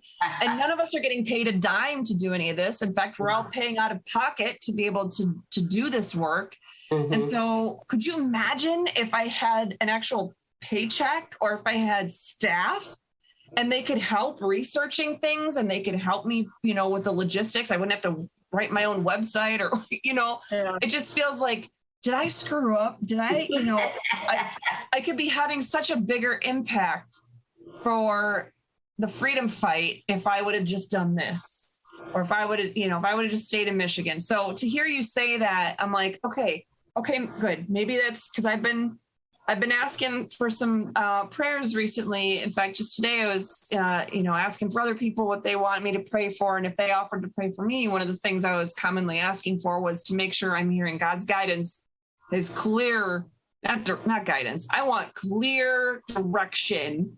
I want the sign with the words that says, go here, so that I know I'm doing his will and not mine in all of these things. And if I do a video and it only has 2 people watch it, but one of those 2 people has their own mission that God has sent them on, and then they are going to be the ones that change the world. Okay, great. Then I've helped in that way. Whatever it is, I just want to know that I'm not missing my opportunity to do what it is that I'm supposed to be doing. So I'm all in. If anybody's watching this now or later and they, whether you're in Florida or you're elsewhere and you want to have me do a presentation or talk about something or come physically to an event, I'm all in. Have you ever looked at your analytics on YouTube? I did before they started shadow banning me. Okay. I have it's a group of us have a small YouTube channel. Anybody can come in that wants to. Generally, like right now we've got 5 people watching because I've got it live streaming. And I'll go in and look at the analytics, and for 24 hours, we'll have 500 views. And the amount of time watched is immense. So even though it says 5 people watching, there are way more than 5 people watching. You can't go by how many people are watching. So you have no idea. If you build it, they will come. That's right. You have no idea how many people you are reaching at any given time. Yep. And I try to keep that in mind. It's just crazy because, again, I'm someone who never did any videos or anything like that, right? I mean, I was excited if I got 10 people that liked one of my business posts before. I'd be like, oh, I posted, this is great. And so I remember I did my first video, I recorded it 40 times, and it was just like a 2-minute thing about mediation, because that's one of my, fields of specialty. And when I got to 99 likes, I was like, oh my gosh, it was like the end of the world, right? And then less than a year later, I'm getting 160,000 views on Facebook or YouTube on some videos that I was doing. And my videos were 2 hours long at times. Wow. And so I'm like, wow, okay, it just kind of was one of those things that told me I was going in the right direction. I was, when I have my YouTube channel, because Facebook started doing funky things to me, the day the Michigan Supreme Court handed out their decision on the case that I argued in front of them, that said the governor's orders were unconstitutional, et cetera, I was in the middle of explaining it on Facebook. And even though I had a YouTube channel, I hadn't done a single live on there yet. And so Facebook, half the people were saying, we can't hear you, there's something wrong. And the other half are going, no, it's totally fine. I'm like, okay, with how many people are watching this live streaming right now, it's Uh-oh. Oh, is it doing it again? Yeah. It froze up for a moment. It froze up. I can tell I'm telling you.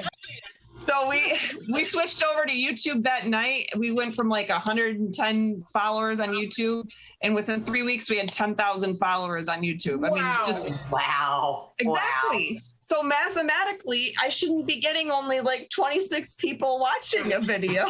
Possible. Yeah, they're not necessarily shadow banning you, but they are blocking how many people are watching. And a lot of times if people look at how many people are watching, they go, it's kind of boring, I won't go in there because there's only 5 people watching. I think they use that kind of like polls to mess with people's heads. But yeah, I'd say you've got a lot more people watching than you have any idea. Set up, I think you have the ability to set up a poll in your chat. Maybe try doing a poll and ask a question and see how many people respond. You'll find a little better. Most people will do a poll. They're pretty good about that. But yeah, don't worry about that because we have what I'm broadcasting on Rumble, Foxhole, Vaughn, sometimes Tiger Network. I don't usually on DLive because they're really persnickety. The same with YouTube. Those are just chat channels for me. But I can take that and I can rebroadcast that probably live while you're doing it and then play it again on my show. Because we have a different bunch of people from the morning to the night. We have a whole different crew of people that are out in the audience. So I can help get your stuff out there and give links to your website and everything, and hopefully help you in your fight. Get some people interested. We have a lot of people in Florida that listen. Mm-hmm. That's awesome. That's amazing, and I really appreciate it. Yeah. If you ever need help, just get a hold of one of us. We'll help you any way we can. I'm sure that most people out here in chat, we're a very, very good bunch of people at Patriot. So awesome people here.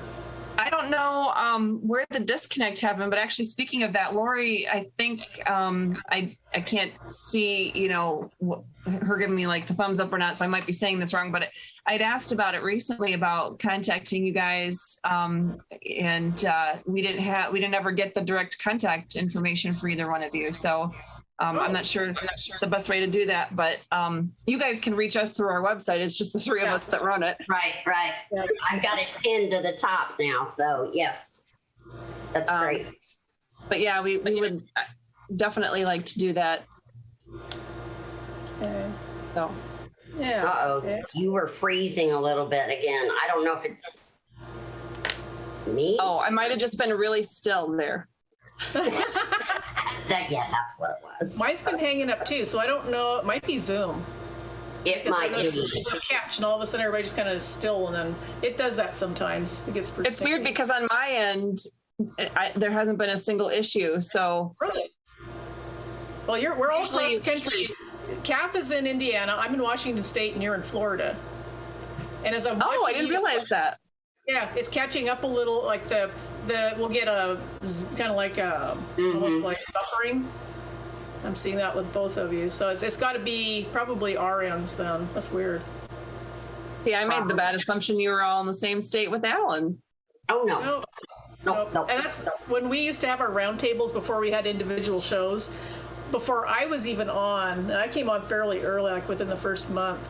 But I used to think that everybody was in the same room talking because back then it was no video. It was just people talking. Right. And I thought everybody was in the same room yapping. And it's like, I'm so shocked to find out people were all over the world, actually. We have people in Ireland, England, here, all over the United States. It was just amazing. Yeah, there's a 3-hour time difference between Chris and I. That's crazy, isn't it? Oh. Yeah. Well, and I guess I'm 1 hour before even you then, because No, actually, you're Eastern, correct? yes. Yep. So am I in Indiana. Oh, So weird because you're so far inland. Yeah. It's weird. It's sorry, it's crazy. like a foreign country to me. That whole Indiana. I don't know. Not as bad as Illinois, but Oh, good Lord, no. Hey, Indiana is a red state. A red state. Yes. Oh, it's just those bigger areas that I guess you hear all about, Indianapolis and Indianapolis, Gary, Fort Wayne, they are your libtards. Yeah. Mm-hmm.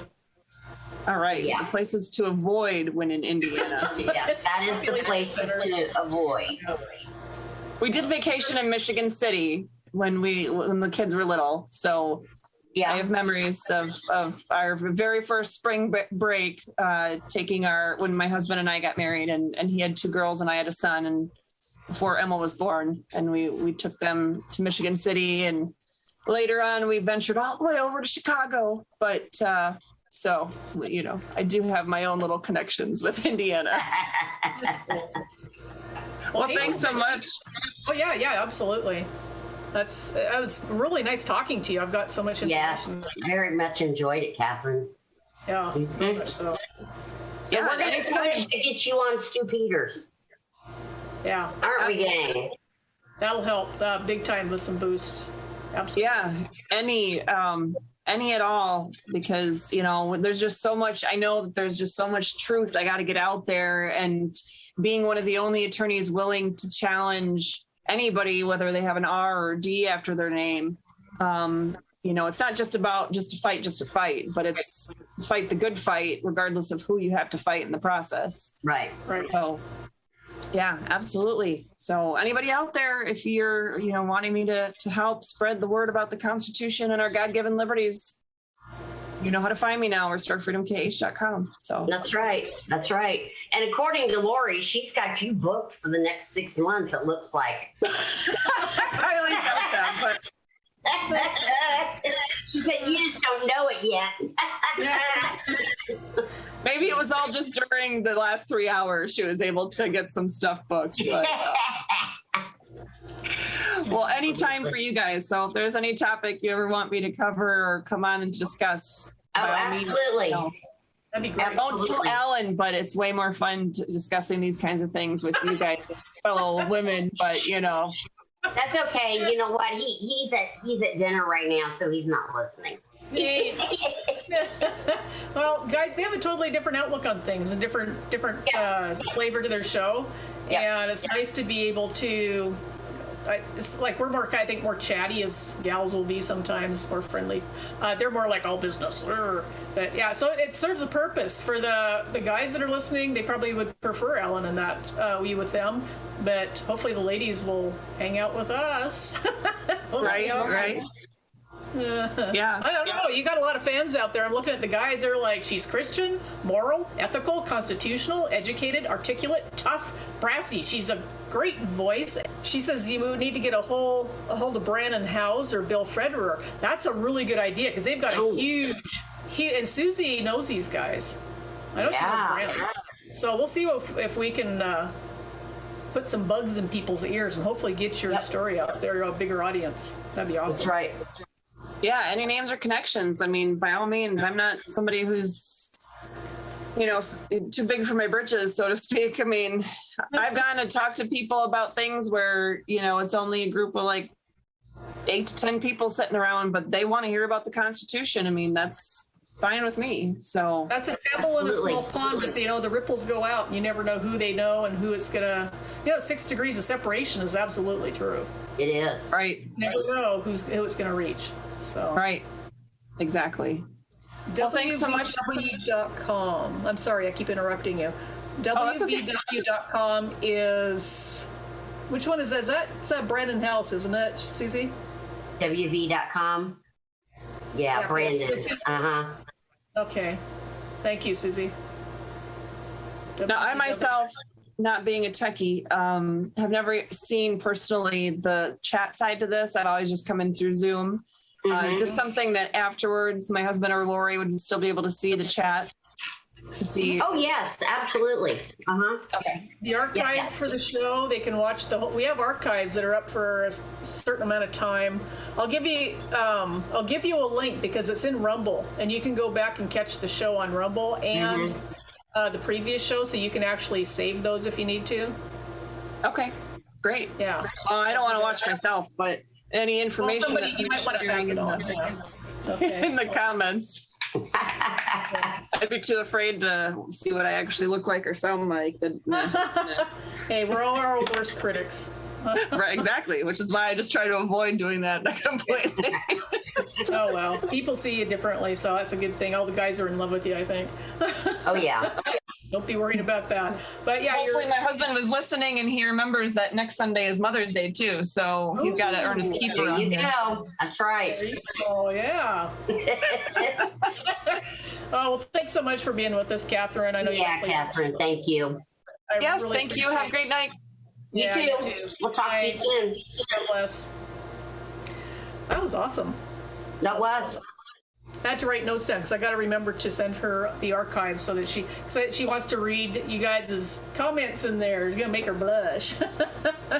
Well, there you go. Wang Dang Doodle says, how about Caravan to Midnight? Yeah, I'm actually, John Wells follows me on Twitter, so maybe I can put a bug in his ear. Yeah. Yeah, awesome. Someone in I'm going to chat. go back and watch that video after a while.